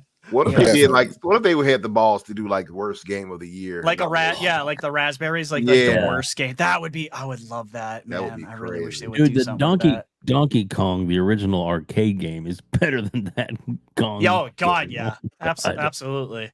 Yeah, so bad. Yeah, I'm gonna throw this up here real quick. The show that we're gonna have next week. I found out it's gonna cover us all up, but that's okay. We'll just talk for a couple seconds. But this is the headline I went with for next week's show because like I said, there's so many people that are really dying on their heel for their game to get nominated. Yeah, the outrage will ensue. Yeah, there's gonna be some outrage for sure. There has to be. There literally has to be because there's too many damn good games this year. So I'm gonna be pissed off. Everyone's gonna be pissed off. Are you kidding me? No one's a winner here. So that's we have of course the Mag and Wandering Dutch will be with us next week, which we look forward to that. And of course the awards will be dropping tomorrow, so we got a whole week. But that's that's my headline for because I guarantee there's going to be some kind of outrage, and there's going to be whether it's Tony's Xbox, somebody's going to definitely going to be everybody's going to lose their shit. Exactly. There's going to be something you're like, I can't believe that happened. Mm-hmm. I'm going to say it. RHETRI's going to say it. Umbra guaranteed going to say it. Oh yeah. Two things real quick, man. It's 120 something people in here. Please, let's get this to at least 100 likes before we end, right? And then second, I see a lot of people throwing in Redfall in the comments. All right, Redfall is a good game. All right, with the slander. It's not that bad. Let's dial it back. I think Redfall is a good game. All right, it's pretty decent. All right, go play it for yourself with the latest patch. It's pretty fun, and guess what? Unlike some games, you won't beat it in one day. All right, you won't platinum it in one day, so it's there. And you can play with friends. Yeah. I didn't care for Redfall. I'm sorry to say, but that's okay. I will acknowledge though, the more I play Spider-Man 2, and I beat it twice now. The more I played it and dabbled in and actually paid attention to what was being said, the more frustrated I got and annoyed I got because it is a lot of agenda in that game. I'm going to be honest. As I can be. What do you mean, Mary Jane? Who's Mary? I like the Wonder Woman deflection arms you just did. Like, what is happening? She was way too much in there, though. Like, honestly, they had her doing stuff, and the whole thought process behind it, like, oh well, she's a capable hero. No, she isn't. And take out the hero. She's a capable human. That's fine. Yeah, we want to play a Spider-Man. What the hell? But the more you play it, the more that comes in. Now, mechanically, the game is solid. Moving around, swinging around the city, all that, solid. Yeah. I lowered my score on my second playthrough. I was like, nah. See, when I really paid attention, I lowered it from what I had. I had a 9. I put it to 8.5. I'm being generous still. It probably Which be lower you did with Starfield as well, didn't you? I sure did. Umbra? Sure did. Goddamn piece of Starfield from a 9 to 8.5. I sure did. And I still got Starfield as my game of the year. You hate me all you want, but I'm still sitting at a 95 for Starfield, Umbra. That's fine. But so for me, I think it's going to be Zelda, Baldur's Gate 3. Even though I haven't played Baldur's Gate 3, it's just too much of a juggernaut to ignore. Spider-Man 2, Final Fantasy 16. I actually do think it's going to make it. I agree with Paris on that one. Resident Evil 4 and Hogwarts Legacy. I think maybe will squeeze in. I actually bumped out Alan Wake 2. I have a bad feeling Alan Wake 2 might get bumped out. So that's what I switched personally. But yeah, we'll see what happens. Everyone's going to be angry tomorrow. There's no doubt. There's going to be something that you think deserves to be in that top 6. That's why people are like, literally, like, why is it only 6 this year? Why didn't you like make it like 8 or 10? Like, oh, come on, you can't do that, guys. But Pixel Bitch, she says if Final Fantasy makes it, it's a farce. You're right. I agree. I'm going off of. I agree, brother. I'm going off of, you know why I'm saying that. You know why I think Final Fantasy might make it. It's not because I think it should. It's just because I think that's the way the world works. Dude, Silent Cypher said that hope Zelda gets snubbed. He'll be angry. Angry Nintendo droids. You imagine that one guy that sits on the couch and I can't think of his name. Can you imagine? Oh, he would snubbed. He would have a stroke. I hope no Nintendo game gets nominated. Like, bro, who do you guys think y'all are? Just putting out great games every year. I don't have Super Mario in there. I think Super Mario gets snubbed this year. I do. I think Zelda is in there for sure, but I think Super Mario might get pushed out. I have the inside track. Everborn Saga said that it's a guaranteed lock that the new Sonic game is going to get Game of the Year. Yeah, exactly. Well, wait. So let me ask then, Retro. Yeah. If you think that Wonder is going to get snubbed, what do you think will replace it? Well, I put in Starfield. Hello. I switched some stuff in there. I did not put Starfield in there because I think these guys are jerks. Yeah, he doesn't think they're going to make it. I'll be collecting this news. Don't worry about it. I honestly, I hope you do. I hope I'm wrong. I put in like Final Fantasy. And I think I bumped up Final Fantasy 16 and Hogwarts Legacy into there. I knew Zelda and Baldur's Gate are a lock, and Spider-Man 2 I think is a lock too. I think 3 of those are a lock. The other 3, it's tough. I got Final Fantasy, Resident Evil 4, and Hogwarts. It's too hard to tell what the hell the other 3, in my opinion, could be. But who knows? We're all gonna be wrong. No one's gonna get. I don't think anyone's gonna predict all these right. It's just read that one real quick because that's a good point. Lyric Da Vinci says, "What about Player's Choice Award?" That's a very good one. I love that. That's a good point, Da Vinci. Kelly's done it the last couple of years now, so. Yeah, I don't know. What do you guys think? Player's Choice could could be a Final Fantasy win. I don't know. You never know. Or Spider-Man, or something I Starfield. There's going to be a lot of fanboys just burning up that button. It's going to be something I disagree with, most likely. But I don't know. What do you guys think? Player's Choice could be. What was it last time? Do you guys remember what it was? Last time I know Halo won one time. Yep. Oh, nice. Definitely deserved it. It did deserve it, in my opinion. I agree. I'm not sure what. That did surprise me when that happened. I was like, "What?" Halo? Yeah, I think Player's Choice might be some games that flew under the radar that was really good, like Wukong. I'm not Wukong, Wulong. Okay. That game that dropped earlier. Also think Liza P. It's just like because this game was so stacked for like really, really great games. So it's so many great games that I'm sure we all played that we forgot we played this year. And I feel like that's where the Player Choice might highlight some of the, don't forget this gem came out this year. But we also gonna get a lot of the fanboy things like Spider-Man. I hate to keep pounding down on that game, man, but it's just he went up the exacerbated side. Maybe something like Metroid. I could see Metroid, maybe Resident Evil 4 remake. Maybe even Sea of Stars. I think all 3 of those. I could see. I think Sea of Stars has a good chance of that one. Like I wouldn't. Yeah, and maybe some of the fighter games will actually get love in that category. It'd be nice. 30 that or Mortal Kombat. Yeah. 30 different categories. We know there'll be a multiplayer category. We'll know there'll be a RPG category. There'll be a sports category, sports/racing, and there'll be probably a new game or new IP award and stuff like that. So there'll be those. I mean, there'll be some that we none of us really care about. It was Genshin. Thank you, Hargate. I was trying to remember what won last time. It was Genshin. Okay, that's what's something that bothers me still, and I know 2022 was a bad. Are you gonna mention Stray? Because you already know where I was going with it. I saw Cypher say that too, that's why. If the Starfield is snubbed, they always have an indie. Can you imagine? And you had freaking Stray in there. Yo, what if Sea of Stars bumps out Starfield? I think Stray was great. Blasphemer. You thought Stray was great? Man, I know people who love Stray. I haven't played it yet. But hey, look, man. My homies in my Xbox party chat, they slander me to hell, man. But I enjoy Stray, man. I think it wasn't bad. I don't you know. like what it you was like, alright, Nero. man. Don't apologize because everyone's gonna hate on you in about 3 seconds. I didn't hate it or It's all anything, good. but Yeah. great. Now I thought it was good, but to make it as Game of the Year a nominee, I thought was a that yeah, was, now that's yeah. insane. I agree. That is Ugh. wild, man. Like Yep. if Stray can get nominated, then people got to stop looking at me crazy for thinking Redfall should be in the mix. But that's just me, man. Well, Stray is mechanically sound. It didn't have the issues that Redfall had. But I will say this: it damn sure didn't deserve no Game of the Year nod. I would say too. Like I beat the game in it when I did the whole thing to get the rest of the trophy. I beat it in an hour and a half. Hey, these comments, man. Shout out to the chat, man. More slander coming from our boy. Yo. He was going after Halo. Now he's going after Starfield. Okay, Oh, man. read this one first, and we'll get to the super chats. Sure. Star Traffic says Miles Morales being Spider-Man doesn't make sense. A Puerto Rican dancing on a white man's floor doesn't empower Puerto Ricans in gaming. What?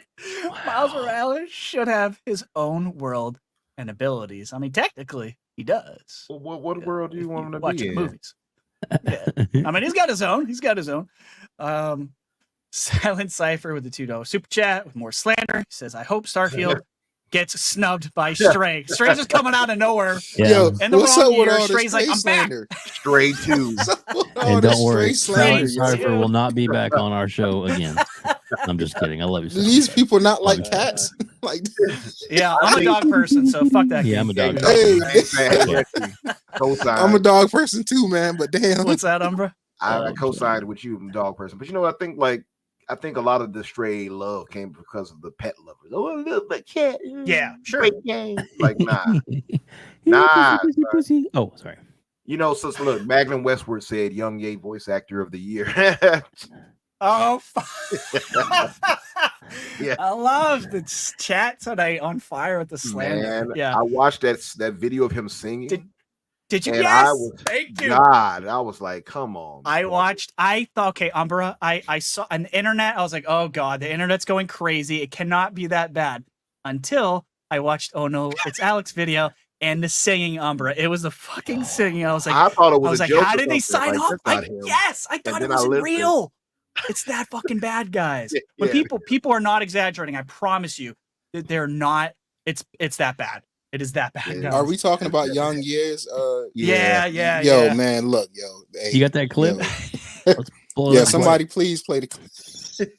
I don't have it. I don't have it. It's on my timeline. So I don't. I'll tag you in it, Dave. Hold on. Oh, good. Like, yo, who approved of that? Yo, so like bad. That's what I said. Exactly, Yo, Nero. Exactly. I would much rather hear was Umbra like, voice that than him. Oh my God! Yeah, I legitimately believe I could voice Kiryu better than he did. I agree. Dude, that's not even no troll. I think everybody on this panel can. Everybody can. Can you cut and paste it, Umbra, and put it in the chat DM? to me? Oh, it's so bad. Okay. And while you just do that, I just want to say shout out to the chat, man. You guys have been awesome tonight, man. Yeah, I just can't believe this is real life. Like, I legit thought it was fake. I gotta say one thing right now. We have a great panel tonight, and we're greatly appreciative of them being here. But I gotta say that NextGenNero, you will be back, sir.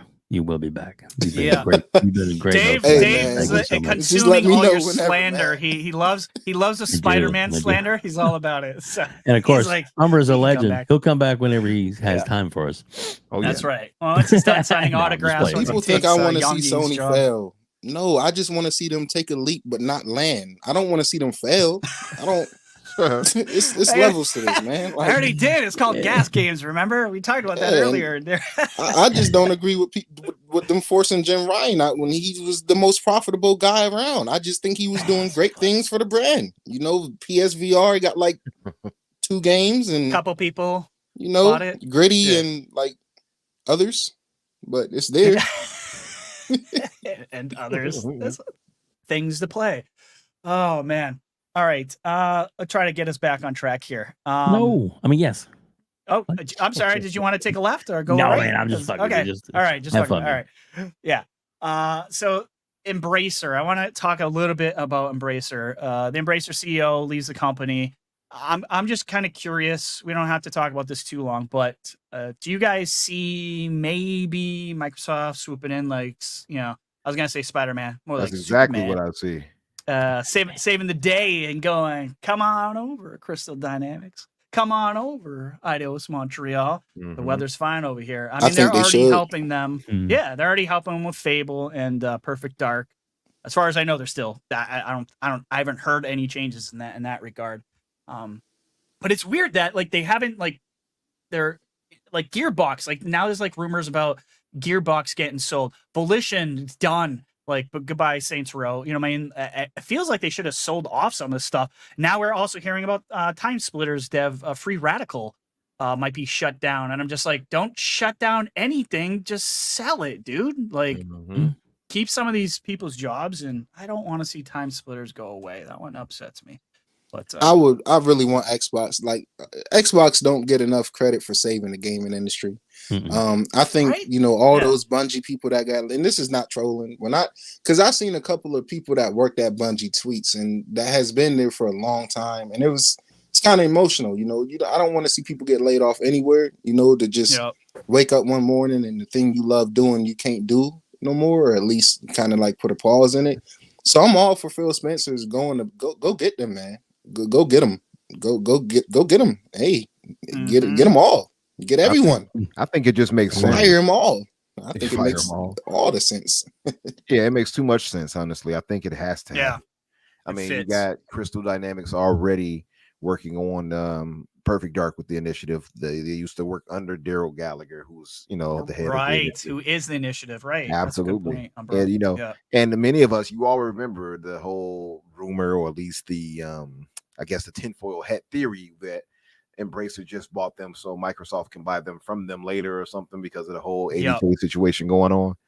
So I don't think, maybe that wasn't the case, however, but we do know that they're in a situation, Embracer is in a situation now where it could still end up being true. So I think they're going to offload a bunch of these studios and such, and that might just end up being a case. Right. So we'll see. But no, I think them, and also obviously Eidos, it will be a W to be able to pull those off and get them in. I mean, it was already a steal for them to get them for $300. So I wonder how much they would try to charge Microsoft for them. But being able to have Lara Croft at home as Xbox, being able to have Deus Ex Machina as home to Xbox, being able to have Thief and other titles like that. It's another IP I'm forgetting, but maybe Lord of the Rings, if they decide to sell off the IP. Hey, probably won't, but they could if they're in big trouble. Look, their stock went down 40%. They lost a $2 billion deal because the Saudi government, who the hell it was. I mean, that's a lot of money. That puts Embracer in absolute hot water. So, I don't want to see people lose their jobs, and that's why I'm saying, like you saw what happened with Volition. I don't want to happen to Gearbox. I would take Borderlands. I would take Gearbox. Absolutely. I would take any of these guys. These are talented studios. Legacy of Kain. There you go. Thank you. Legacy Definitely. of Kain. Yeah, Legacy of Kain. That's a good one too. Yeah. Legendary. So with us all agreeing, what do y'all think is too much? Like when do you guys sit back and say, all right, Xbox need to like chill? I'm too greedy. I say to say that. I'm I know greedy. you're talking to some greedy ass mofos. Like I said, I think they should acquire Sony. That's just me. That's just me. Unfortunately, that will probably never happen. Not even probably. It never will. They won't allow it. And maybe it's for the better. Horizontal merger right there. I mean, I want to see competition, but I want to see them to either get. I want them to really get Capcom, but that ain't gonna happen. But Sega feels like the next big boy.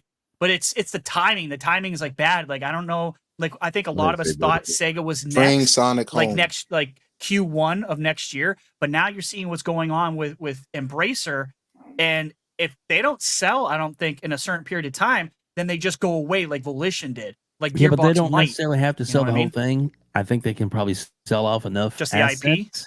Yes, and that would help on studios that they can actually stay afloat, stay good, stay on their own, stay competitive. I think that's probably the best thing that can happen. And a lot of those they can purchase for under the cap, so it won't register on any kind of FTC, type, litigation or crap. The radar. So, exactly. Yeah. So, I mean, if Sony can get Bungie and not even one flag goes up, I think that this will be something that's probably doable. And, the court case, what was the big thing in the court case that everybody was like surprised about and shocked about and Sony fans were freaking out about? And that was Square Enix. I'm telling you, man, true. they are primed to be either purchased or leveraged hard. I believe so. I mean, Who would y'all rather not have, wrong. Square Enix or Sega? Personally, I'd rather have Sega. Sega, Both. definitely Sega Both. for me. I don't know. I don't quite know, but I would say, well, Sega probably. Definitely Sega for me. But I would say, like, we were usually pushing the whole WB games and Capcom. Yes. However, I think Capcom is now in a place where they don't want to be acquired. I think they're good where they're at. Yeah. I heard about WB, right? WB, however, I think is still in dire straits and largely. And they are. Have you heard what they're doing though? What's that? They're actually working right now at negotiating a deal with the HBO Max portion of it to where they're going to actually try and combine those. They're actually going to put more things together to where they're actually the gaming division and stuff. So kind of like Netflix has done their gaming, where if you go through on your phone, you can download games and stuff. I'm telling you, really? Yes, like that kind of crazy mobile stuff. stuff. Come on, another one. Good. No, good. I can tell you right now. Clip this. That's gonna fail. It's gonna fail so if it hard. happens. Watch. Yeah. We do have another super chat that just popped in. Give me half a second to pull it up here. There we go. By the way, Dave, I linked that to you in the DM. By the way, thank you, sir. I'll pull it up now. Appreciate that, man. Enigmatic Dreams with the $2 super chat. What's up, brother? He says Square Parasite Eve. Eve better than us. All right, he's clearly Okay. It's been a while since Parasite Eve. Yeah. I know. Yeah, what's up, my Chicago brother? Going old school. Sonic is better than all of Square. Oh no, Sonic is who Ratchet and Clank. We got Everborn reincarnated over here. And Nero. Yeah. This is for my brother Everborn. Don't worry if you catch this live or later. He's holding it down. No Sonic slander will go on around here. All right. They're Sega IP. Go look at the Sega IP. You'll shit your pants how deep it is. It just goes repeatedly. It's unreal. It's unreal. The thing is though, like they have if they're going to get Sega like that, the problem I have with Microsoft is they're not using the IP they have. Like there's a ton of unused IP, and if they get Sega, use those IP. That's what I would want them to do. So many that's untouched. Yeah, it's crazy. Yep. I mean, but remember too, like Sega themselves, outside of being acquired or talking to anybody, was bringing back the super AAA games that we're talking about, and they're specifically talking about bringing back games like Crazy Taxi and Jesus, what the hell is the other one? So some of their old school IP was supposed to come back. Crazy Taxi. Maybe it'll happen. We ready to hear a couple of seconds of this.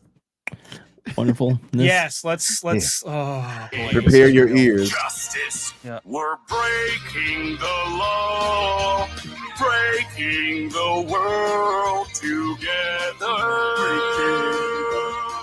Throwing out all tenderness, we're breaking the rules.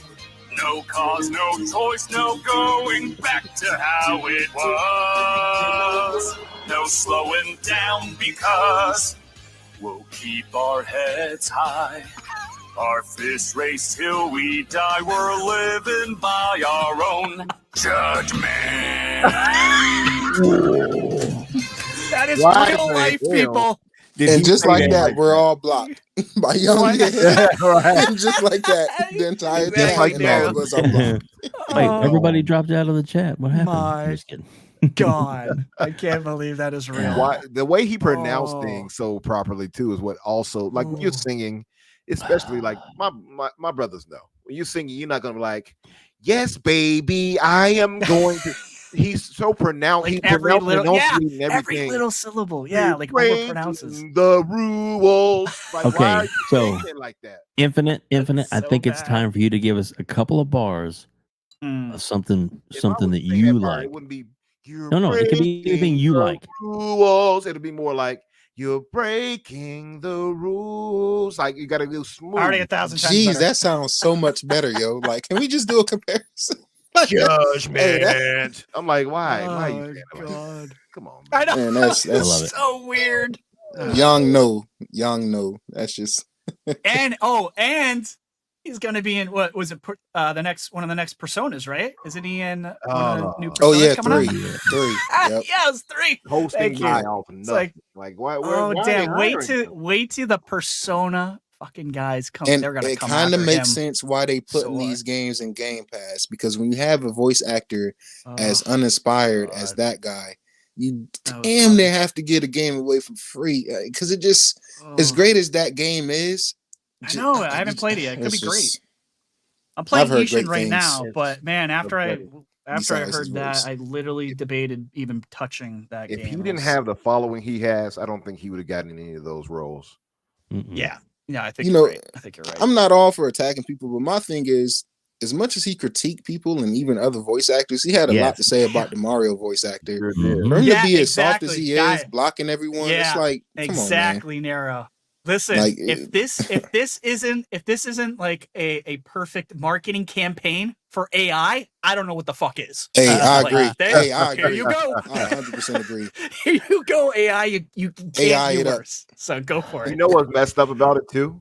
He was clearly using auto-tune and still sounded Still fake. I know. sounded that That's what. bad, Yeah, you're right. that's what Alex was saying too. Yeah, like how do you sound that bad with auto tune? Jesus, Yeah, give it a I- gas. I think Jesus, the saddest anybody. thing to take away from that is he got paid for that. Yeah, that's Yeah. like Jeff Leppard just said. He actually got paid for that. That's Yeah, crazy right there. That's sad, man. Oh for man, nothing. That's- Craziness.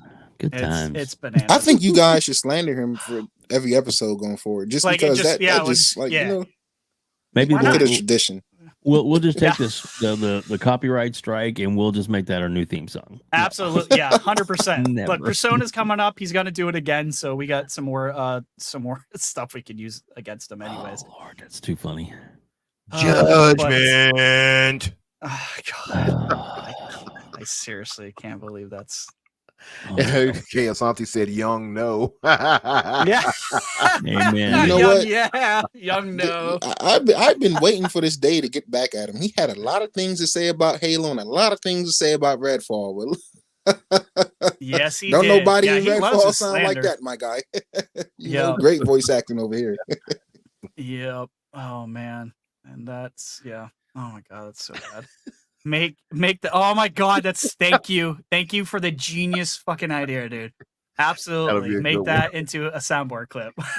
God, thank you. I'm writing that down so I don't forget. Soundboard. Thank you, Or if sir. if somebody's like telling you, God. well, weren't you guys supposed to do this? You can use "We're breaking the rules." Exactly. Yeah.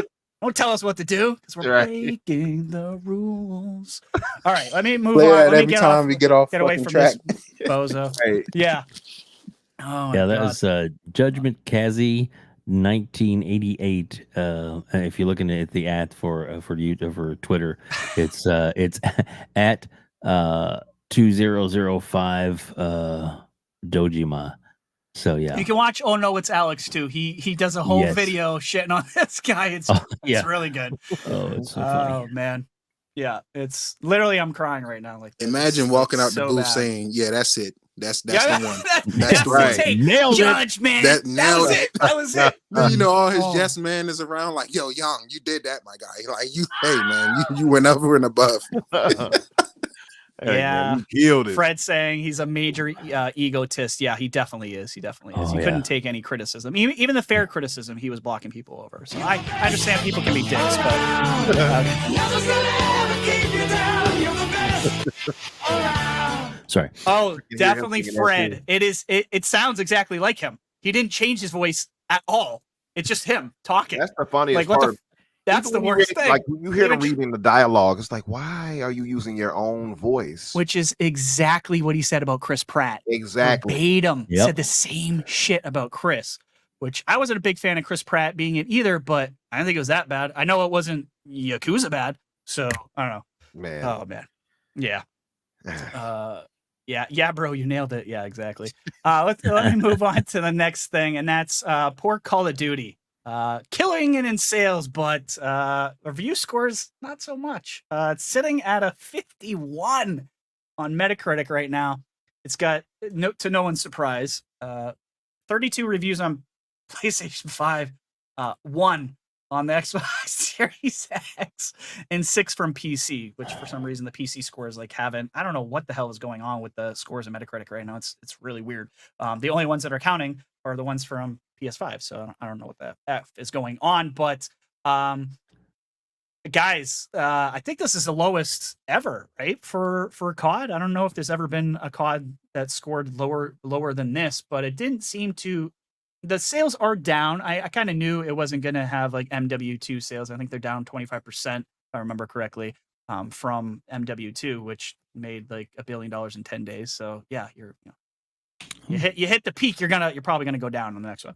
But still number one selling on PlayStation, probably selling like hotcakes on Xbox as well. But what do you guys think about this? You think the whole, what was it, 16 months you said, Umbra, that they put into this game? I don't know. I don't think it's nearly as. I think the multiplayer is actually really good. I think it's really good. Things about the multiplayer, especially like the zombies mode and stuff, which I have to get into. I know you were zombie. It's great. Left behind. And I wasn't sure. I wasn't sure. Like it could have gone either way because it's open world and it's very different and it's hard.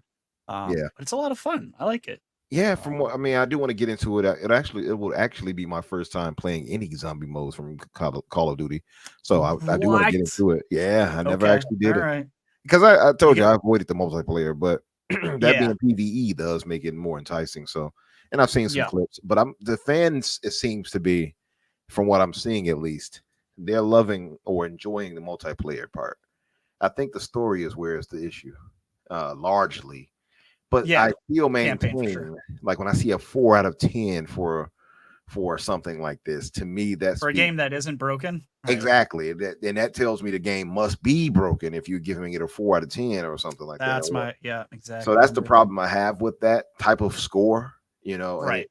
And it does lead me into Everborn's thought where he was saying that, we need to get rid of scores. And I'm starting to feel that way because it feels like it.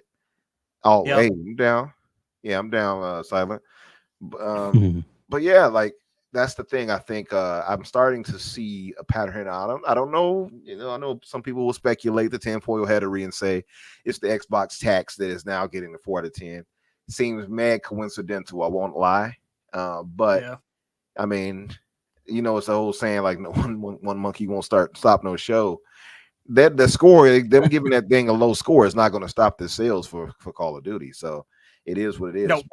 But I do feel like a 4 out of 10 is just a bit unfair, especially when I see you gave Quantum Error a damn 5. So exactly. Yeah, and that had legit problems. So that to me, I think just speaks to an unfair bias in general on how you rate what you rate. I think they have to be more responsible than that. Honestly, from what we hear, and I didn't look this up, but from what I was told, it comes from a guy who does PlayStation reviews. I don't know if that's true, but that's what some of my buddies told me. So, and that's and the thing is, people will argue, well, we'll put people on there who don't play those types of games, and that way you can get no. I disagree. No, I hate that take. Yeah, I hate that take. I disagree with that. I feel like you want to put people on there who know what they're talking about. Look at the I forgot the man's name who does the reviews for like Forza and GT7 for IGN. Luke Riley. I don't know. Oh yeah. Luke Riley routinely does it, and people trust him, and I trust him even for reading what he talks about because he knows his stuff. He's been playing that genre. He's been playing those games for years, and he goes in depth. So you can trust what he's talking about because he really is fair, and he gives a full breakdown of what what works and what doesn't work.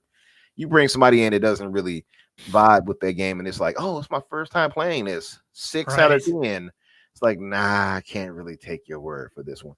So I think though, it is something to say. I feel like when the 16-month thing outside of a 3-year typical development rotation for them speaks to them in my opinion, at least tinfoil hattery on, but I feel like it speaks to them trying to push this out to get past that last bit of the contract with Sony. That's what I believe. So It is. I mean, do you think they would take a chance on hurting their own IP on a question mark though? Because no one really knew. I feel like they know they're going to do big anyway. They're too big to fail at this point. That's true. Which And Call of Duty is, right? is that it is More beneficial in the long run to get it out and get that behind them. Yeah, pull that Band-Aid off, so that the next year's when it's absolutely fire and insanely awesome, and they'll be like, oh, but it's because Microsoft now owns it. Yeah, I'm just saying. Yeah, I cannot. We got super chat. We'll knock it out real quick. Sure. Yeah, Silent Cypher with a $2 super chat says sounded like Yang Yi on NyQuil. Yeah, absolutely. Yeah, like he was sleeping in the damn booth. I agree, Cypher. Right. Yeah. No, but yeah, I feel like that could be the case, that they wanted to get that out of the way and get this, because that's the last part of the contract right there. So the next one that comes out is all Microsoft. And that's what I'm waiting for. Most of us are waiting for it to really be Microsoft's. I mean, it's theirs now, but to be brought in for them for their marketing and things in the nature, and put on their Xboxes and stuff like that to sell, and hell, brought to Game Pass. When they start bringing it, that's what I'm waiting for. So that's when I'll really invest into the campaign. Some time. Yeah, why not? Yeah, I know a lot of people who weren't even going to touch this one, and we're just going to wait a year. Like, that's okay. Like, I don't blame you. I don't touch EA games anymore because that's why I didn't get Dead Space. I knew it was coming like within a year, and I loved it. It was so good. Yeah, Retri likes to touch his games. Exactly. Stop touching your games, pervert. Come on, do what I want. Galveston wants to play Modern Warfare 3 with you guys. Yes. Yeah, we played today actually. Yeah. Silent Cypher says $2 super chat says RHETRI, they gave COD Ghost for 4 points higher. They sure did. Oh, Ghost. Well, okay. I mean, to be fair, Ghost had a cool dog in it, man, in the campaign. That dog was that's true. Pretty cool, man. And we're dog people, so I hated Ghost with a passion. That's actually that game was horrible. That's what made me stop buying Call of Duty games. That right there, that game. I agree. Yeah. I actually haven't bought a Call of Duty game since Black Ops 2. I want to say I've kind of like I just got tired of it being more of the same, and that's why I laugh at this IGN thing, right? Because it's like IGN is so out of touch with every fan base, but they definitely out of touch with COD. Like a bad COD release, and they giving it 8 and 9s in the communities. Like, what the hell is wrong with y'all? Modern Warfare, this one released, and I'm gonna be honest, this is one of the first CODs I've been wanting to play in a while. So if anybody want to hook your boy up, get at me. I ain't buying that shit. Nero. But you're in our Discord, right, Nero? That's funny. Nah, I think you are. I am. No, okay. All right, we'll have to get you. We'll have to get you in there. But yeah, like I always say, a bad COD is better than 99% of all other games usually. So. Definitely. Yeah. I just find it funny, man. I definitely feel like it got taxed a bit. I like I said, from what I've seen, it just seems like more of the same. Like and I stopped caring about the reviews, right? Because a lot of people hate Vanguard, man. Like I don't. Every time I speak any positivity to Vanguard, like I get tomatoes thrown at me. I really enjoy Vanguard campaign. I know I had a pretty good time Vanguard. on the multiplayer. I you know what? I love Vanguard. I say it, man. I had a good time with it, man. So just like with anything else, man, play it yourself, man. Just see what you think for yourself, and you might end up loving it or hating it, man. My only problem with COD for the last few I've played is dying off the spawns, and it seemed like spawn killing is still a thing. I seen a clip go viral. And they literally got rid of maps because of that issue, and had to like rework the spawning because they had literally pulled the maps right out of the game. Had to like rework the spawn points and bring them back. So I mean, that's always an issue with COD. It's an issue with Halo. It's an issue with COD that always happens with spawn points where people are like, I'm getting killed with a rip. So and sometimes it's worse in some games than other in certain maps, but. I just like I don't know what to think about a lot of these reviews anymore. I'm kind of with Umbra, and who did you say brought it up originally? Did you say it was Everborn? You said somebody brought up the review scores to just go, and I agree. Oh yeah, Everborn. Yeah, I kind of stopped looking at IGN seriously. I've been stopped looking at them seriously, but when the Days Gone review came and they literally knocked it down for him being a white guy, you're mad at a white biker in Oregon? I can see if you had a white protagonist in Southside Chicago or something like that, Inglewood Right. or Compton, they'll be like, all right. But literally a white biker in Oregon, you're mad at that because that's not woke enough for you. Like, what would you rather be there? Like, Yeah. what do you want? Like, what do we want in games anymore? Like, what do these reviewers want? You know, and that's why I'm pro Xbox blacklisting everyone. You don't need them anymore. Blacklist them all. Umbra. Can you read that chat comment, or should I say, can you sing? To that, quote Silent Cypher, to quote Hall & Oates in regards to IGN, "You're out of touch, I'm out of time, but I'm out of my head when you're not around." I love that damn song. Oh, you just spoke to Umbra's heart. We just went old school. He loves that stuff. Yo, can we start a petition to get him to do the English dubs? Yeah, or at least the singing parts, please. I love Torino. Can you bring it? Can you see Torino Johnson's chat where he @s me? He said something kind of funny here. Let's see here. It's not too far. It's not too far up from the bottom. It's a little bit longer. Yes. He says at RHETRI, YouTuber Lamar Wilson came out of the Marvels film last night and said he rated it an IGN 7. Oh, I fell on the floor laughing. IGN is marked with ridicule now.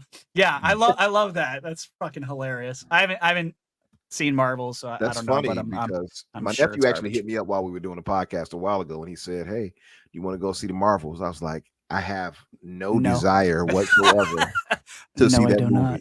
No, thank you though. So good. Yeah. funny. That's funny. Yeah. I mean, I don't know. I think it's the lowest rated ever, right? For their opening weekend or whatever. Like, yep. Yeah. So shocked. Anyone shocked about yeah, that? some people know that my daughter is a floor manager at the Malcolm movie theater here where in Kentucky where we are, and on a Saturday night, just because of Friday's sales, they went ahead and told her that she didn't need to go in on Saturday, and she lost 8 hours because of that, because they just didn't think they were going to pull in anybody. Wow. Yeah, exactly. Damn. Okay. I thought you were giving us a long speech about how you saw it and No. Okay. No. There's a super chat. Ryu, sorry. First. No, you're good. Ryu Art with the $5 super chat says, "Hit that like button. IGN puts people don't like those games to review. Yeah, first party Microsoft games they hide under. It's their opinion. Yeah, exactly. And there's, to your point, man, I think there's like once you have that much, oomph, I guess, in the industry, there's a responsibility to review these games, because some people who can't afford all these systems, some people who can't afford all these games rely on their scores, and they'll purchase based on these scores. A lot of people do that, believe it or not, guys. It happens. So yeah, it is what it is. So it's IGN. Nothing surprises me there. But let's move on to the next subject, and that is the Xbox Series S getting some flowers for optimization for Baldur's Gate 3 happening, and how the potato and how the devs from BG3 tripped over like 34% extra RAM and VRAM apparently. Over. So I'm being a little slanderous here. It's like, oh, we found some. As you should. There's some extra RAM under here. So everyone who was saying it's probably a lack of optimization. Mm-hmm. Hats off to you. You were correct. To no one's surprise, in last 2-3 years, optimization on PC and even Xbox and PlayStation has been abysmal. It's just been absolutely fucking terrible. Put some respect, on little man. Put some respect on little bro name. All right, Potato more 120 FPS games than the PS5. Check. Yeah. The Check Series it. X Absolutely, has Nero. more native 4K games than actually, let me take that back. The Xbox One X has more native 4K games than the PS5. All right, don't nobody ever want to talk about that. That's a fact. No, they look don't. it up. All right. They don't. Let me continue. So yeah, it's a full RDNA 2 system. You can say what you want. We got hardware mesh shaders. We got hardware VRS and VSS and whatever V's you want to throw, it's there. All them quote unquote buzzwords, they're gonna come to fruition, and we've been seeing it. All right. So all you people enjoying Alan Wake 2 at 60, Well, if you're on the PS5 at 55 or 50 frames, you know, it can't really hit 60. But for us enjoying it, let's thanks the Series S again, because when you have the minimum, you can work up from. Because if it was only the PS5 and the Series X out here, we'd be getting straight 30 FPS games all the time. We see it still. But with that Series S, it's like, okay, so if you only gonna put a 4K mode and you only want to put a 4K mode on the PS5 and the Series in the Series X, right? 4K 30, cool. But that Series S is gonna have to run at 1440p or 1080 30. And if you can get it to run at that on the S, then how come you can't get that to run equivalent on the PS5 and the Series X at double the frame rates? So it does boil down to optimization. We're not really going to see what these systems is capable of doing until all these Xbox first-party games start flying out the door. And I'd argue we've already been seeing it. You know, with Hi-Fi Rush, with Starfield, as much slack as Starfield get, it runs incredible on the Series X and S, right? And I'm one of the guys that argue you can run the Series X version of Starfield, the Series S version of Starfield on the X and double that frame rate. I'm waiting for Bethesda to do that. I get they want the parity and everything, but you know, everybody want to say Baldur's Gate 3 is game of the year and Lori. All right. Let's dial it back a little bit, because you don't just stumble across, what was it, 34%? Like, you don't stumble across that. 34%. Look, what we know for a fact is that they said they were going to have the Xbox engineers go over there. So I don't know if it was actually Larian or if it was the Xbox team. I'm gonna give the flowers to the Xbox team. They show, hey, look, you see these tools right here? It could have been the Xbox engineers, right? You see these tools at your disposal? Let's use them. I know you don't have full RDNA 2 in the PS5, and that's why Baldur's Gate 3 is dropping down to 18 frames after Act 3, right? But over here, we have things to help you. We have these tools here. Use them. Just use them. Stop making excuses, man. Just use them. You feel what I'm saying? I kind of felt slighted when Remedy said what they said about the Series S, because I'm like, if you're not using everything that's there, right, then you shouldn't be saying anything. But Remedy is using what's there. They are using. They didn't say, hey, the PS5 don't have mesh shaders, so they got to use some AI mesh shaders, whatever they got going on over there. I don't know. It's RDNA 1.3, so I'm confused. I don't know. I don't know how that got out the door. According to our Hoove brothers, is a RDNA 3.5 or something. I'll say, like, the thing that I found out about with Remedy, we're using the mesh shaders. There's something that has to be implemented before anything else. You have to put it in the start of things. So Remedy, I got you. Yeah, being already accustomed to the Xbox architecture and x86 and everything like that is probably what gave them a foot up. With this situation right here, what I will give Larian credit for is it's not like they were dogging Xbox, right? I don't think so either. I think Larian, I agree with you, Umbra. I think Larian's getting like a bad name from Xbox guys because they, you know, they weren't a huge AAA, huge AAA I will studio say I do respect their leader. They had guy always comes out and debunk all the like pony narratives, like it's not coming this year. Like good point, he always comes out and say, yo, it's still coming, it's still in the works. My only thing with them is I wish, like, before you vocally speak down on the Series S, just try to utilize it the most you can. Because then you get situations like this when you're like, oh, well, look, we just found a way that's going to benefit all platforms. They said it's going to benefit everyone. That 34% like loophole they found is going to benefit every version. And the PS5 needs that benefit. Like it doesn't run good over there. You know, and Baldur's Gate 3, for as good as the game that is, we're not about to act like it's some groundbreaking technical masterpiece. Like it looks all right. Nobody is buying that game for how it looks. They're buying it for what it can do. So when your game is not pushing any boundaries visually wise, like I think a lot of these studios need to humble. I feel like they use the Series S as a get out of jail free card. You know, even with Immortals of Avium, like the studio just got shut down. Like, you guys are not optimizing games and like, well, I mean, let's just blame it on the $299 console. But it's like, you can't do that when you have games out here flexing on that same system. Games running incredible on that system. So many 120 FPS games on there. Exactly. Basically, the potato just helped out everybody else. The optimization, that's going to help out the PS5. That's going to help out the PC as well.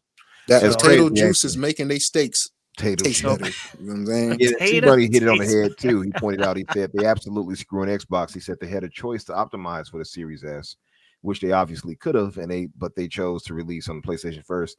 And I think that was a bit of politics, right? So yeah. From a business standpoint, we I all, agree. as much as we love for Xbox, we Larian can't pretend like, specifically. yeah, for for Larian, any, It's not for a big really, studio. for any studio, it makes sense to go after the platform that has the most console sales. But I would But not argue to even them, just that though, Nero. I'm talking about maybe also for the fact that Starfield released in September the exact same time. that's true as well. So they were like, hey, we can just put it here. These ponies ain't got nothing. Let's give them this. We'll that's a good point. We'll sell some copies over It's here. it's Then too we'll bring bad it for over them to that they Xbox. don't realize that ponies don't buy games. Well, Let's just bring up the attach rates. You know, you got all these millions and millions of P4s, and your games struggle to get, certain amount of XYZ sales. You feel what I'm saying? Like Returnal was stuck at like 500K sales for like the first year, which is mind-boggling to me because as an Xbox fan, I'm gonna be honest, that's the one game I wish I had over here from them. You know, that like Returnal to me always looked at dope. You know, console war and everything aside, that is like a really good game to me that I look at and say, it is. It's a good game. I got to get a PlayStation for that game. You feel what I'm saying? Ratchet and Clank didn't do it for me. Them reselling Last of Us 6 times didn't do it for me. But Returnal was the one I said, okay. And for me, last gen, Days Gone was the game that did that for me. You know, and Ghost of Tsushima. So, you know, it's like, I don't know, man. It's like they just gotta just be better with the optimization because these games have been very lackluster. And I've been saying from the rip, 4K is not next gen. 60 is not next gen. What's gonna be next gen is the dated lighting, the GI, like the global illumination in Starfield is amazing, man. Oh like my god, it's so good. If anybody want to see, in my opinion, the best example of GI in a video game on consoles, go play Metro Exodus, and that was patched in. They patched in ray tracing, global illumination into that. So I'm like, if they can patch in GI, it's no reason why these games that's being built from the ground up nowadays is very lackluster. And I'm gonna throw a little bit of slander on UE5. UE5 to me has been very underwhelming. Besides the what's that demo, the Matrix demo in Fortnite? It's like these games are extremely underwhelming, man. Like Jasant, for me, Jasant was like the UE5 technical masterpiece, and that's an indie game.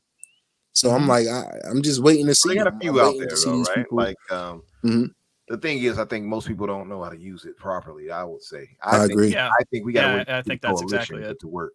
Yeah. Yep. That's what I want to see. All right, let me give a little bit of love to RoboCop. It does look good. RoboCop looks great. It looks good. He says disrespectful to RoboCop out here. Detroit looks exactly like it does in real life. Real shitty. But I think once you get it in real capable hands, you're going to see UE5 shine. I agree. I mean, hell, look at Star Wars Jedi Survivor. That was UE5, right? I'm pretty sure. I mean, I don't know if that's the best example because it had so many issues, but that's part of the reason that so many people are crapping on UE5 is because there's so many issues out the gate with so many games under UE5. It's one of those things. It's just a tool that people just have to get used to using. There's a lot of changes from UE4 to UE5 , so but Hogwarts Legacy Umbra went with the latest version of Unreal, and that game was amazing. It's gonna take the coalition, like the most technical, like dope UE5 showcase came from the coalition having their hands on that Matrix demo. So them and Epic, man, absolutely. Yeah. But just on the whole thing of the optimization, like I say, I do give like you said, Nero, their leader. I forgot his name right now, but he has been fair in stopping a lot of these, Hooven narratives from our Hooven brothers put out. And really just speaking truth to power, I think. So I give him credit for that. So I'm not mad at Larian. And I think it was a money thing. Oh, Jedi Survivor was a UE4. Oops. Okay. Never mind. Was it really? I thought okay. But so makes it kind of worse. And a lot of those games that's UE4 late, they wanted to shoot for it to be UE5. Like they wanted Redfall to be UE5. I'm sure Jedi survived, but the optimization is, I don't know. There's something about that engine that, it's just going to take the coalition to come save the day, it seems. Yeah. Yep. I mean, I agree. Yeah, they're magicians with that engine. But yeah, like I feel like the whole optimization thing, for them to get 34% more out of that engine or at least, well, excuse me, on an S rather, to me, that tells me that it definitely was a developer issue. I don't think that speaks to the Series S. It's just them not knowing the architecture well enough to do what they had to do. And kudos to Microsoft for sending a team over there and building a team and helping them get to this point. But a lot of rumor is when those engineers were sent over there. Rumor is, and I don't know if this is true, that it took a week to fix that issue. By the way, really? Yeah, I don't know if that's true, but that's what I'm hearing on the underground. So I don't. It's like sounds like the engineers went over there and were like a week later. 34%. So I don't know. Magic on it. Yeah, exactly. Yeah, but like a lot of times I notice from when I looked into it, a lot of developers pointed out that when you hear something of this nature, of such a gain, they say that tells them more or less, and 90+% of the times it's a dev issue where they probably had like big percentage. Yeah, where they had like procedural things that set into the code or things like that they didn't remove, and things they may have forgotten about that. Junk code, man. If you don't, a lot of coders will say if you have like that junk code, you don't clean it up. That's the difference between like a good optimized game and unfortunately I honestly don't think the Xbox technology group get enough credit as they should. I think Xbox should highlight them more because they had they are a big reason why Starfield looks and came out as good as it did. Months and months prior, they just been saying how much they've been helping out with Starfield, and I just think that's really dope. And if I'm Xbox, I continue to fund that Xbox technology group and have them help out anywhere they can, whether it's first party or third party, to help shut down some of these narratives, man. Because one thing people can't take from Microsoft is they've always built great consoles. Like, you got your problems with the Red Ring of Death or whatever, right? You got that. But, with that being the one outlier, you can say what you want about the VCR Xbox One. I never heard that console. Never heard it. Never heard a sound from it. It was always quiet for me. Now, the P5, on the other hand, the PS4, everybody know the jet engine memes and everything. So it's like they built consoles really well, man. They technology people have been like top tier for some time. So I'm just going to trust Microsoft when it comes to the Series S versus other people. They don't even understand what's in these consoles to be trying to say what the Series S can and can't do. So I would just tell people, go do a little research. You feel what I'm saying? You shouldn't have to go on Twitter to feel justified about your $299 console. When I started on the S before I upgraded to the X. The S is, because I'm a console player, the S is what introduced me to 120 FPS. So I'm gonna always have love for that console, and I'm always gonna fight tooth and nail for that console. It's great. I'm gonna say that the chat and the panel tonight has been speaking nothing but the truth. You want answers? I think I'm entitled. You want answers? I want the truth. You can't handle the truth. Ponies. Sorry. And that's where it's going to end tonight. Guys, thank you all so much for being here, man. What an awesome panel. You guys absolutely killed it. Knocked it out of the park. Amazing chat.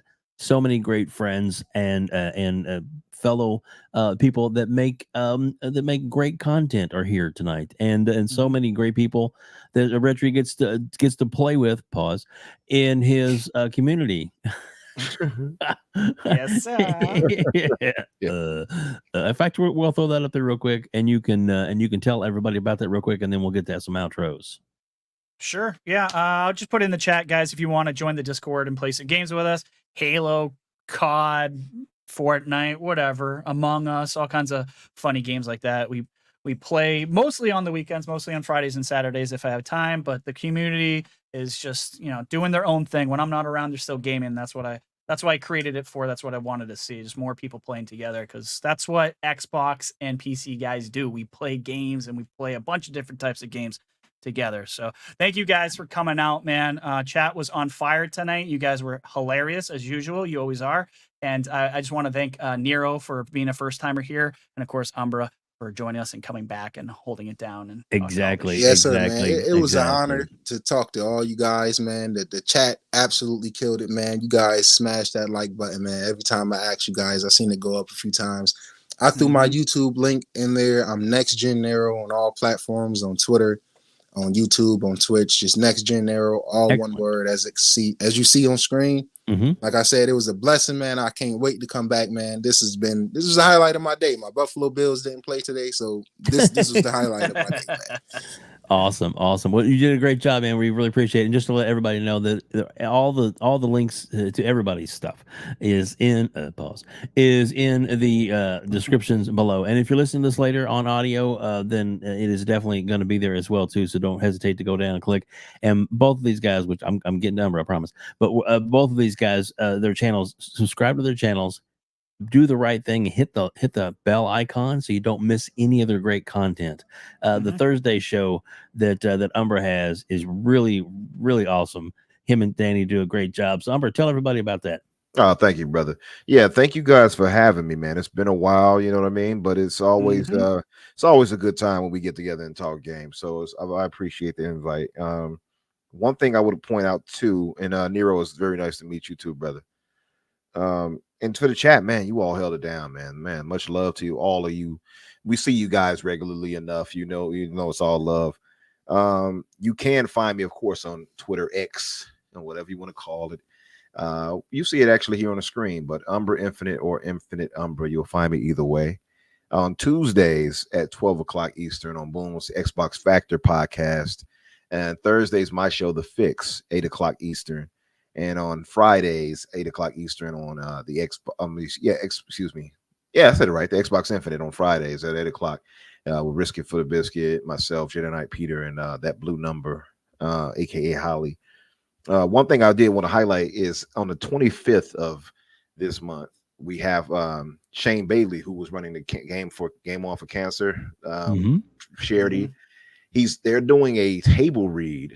And Silent Cypher, my brother, you might want to get in on this. You should. Yeah, they're doing a table read for Halo 2. And we'll be reading. Well, I don't know about Mo. You might have lost Cypher right there. Sorry. The Halo hater. Well, I think he likes Halo 2, I'm pretty sure. He might not like 343. Yeah, it's true too. But we're doing a table read for that. And I saw him post. I'm like, brother, man, I gotta get in on this. So we'll be doing that and reading off the script of Halo 2 and acting as the characters. I'll be playing as Tartarus. So nice. I'm about to have a ball. So I'll have the deep voice going. Another word. I'm gonna be in it. I'm gonna be in it, man. I cannot wait to do it. Not comes Umbra's acting chops. Word. I'm gonna do the growl and all that. Watch out, Yang Yi. It's happening in real time. It's coming for you. He's coming for your neck. Protect your neck, Yang Yi. He's coming for you. I'm all for him taking his spot, man. Me too. Another word, Oracle. And also, Umbra, it was definitely a pleasure meeting you as well, brother. I just subscribed to your YouTube channel also. I appreciate you, brother. Fantastic. Fantastic.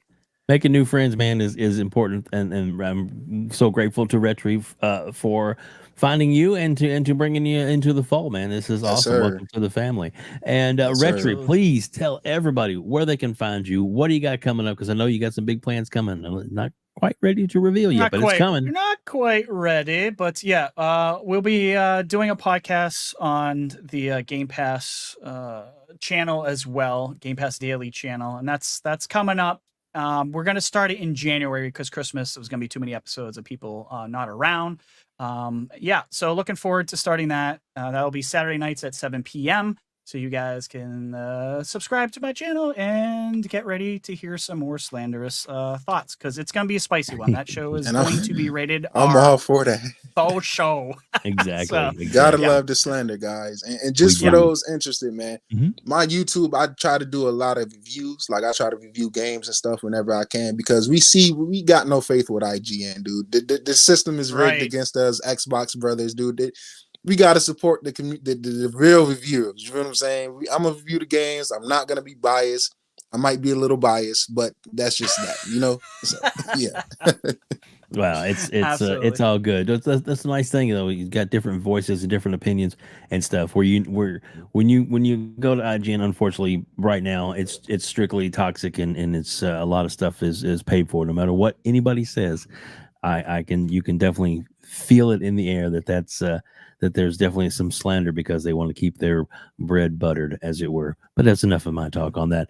Thank you again, guys, for being here. You guys were absolutely wonderful, killing it. RHETRI, amazing as always. Love you, dude. Thanks, and what a hell of a chat, man. I mean, and we got some big hitters that came out tonight to hang out with us, and we love each and every one of you for doing this. Thank you so much. I am going to drop a quick link in the chat. We do have some merchandise. I'm not trying to push our merchandise, but I want you to actually kind of save that link, because coming up in a couple of weeks, we've got some new merch coming, and RHETRI's already got the feel for what's coming. We'll do some final approvals here real soon on the artwork, but I think it's going to be really cool, including something creative he's going to make. Jabba, what? Anyway, so yeah, no, it could be on your channel. Oh goodness! All right, thanks guys. Thank you everybody for being here. Thank you so much. Please like and subscribe to this, and don't forget that next week there's a little hint for next week's show. We got the mag, we have the Wandering Dutch, and we have talking about the Game Awards and the aftermath of the announcements. Fallout. Exactly. Game Awards Outrage is the title for next week's show, and I have a feeling it's going to be nothing but that. So anyway, thanks guys for joining us here on the Gamers Council.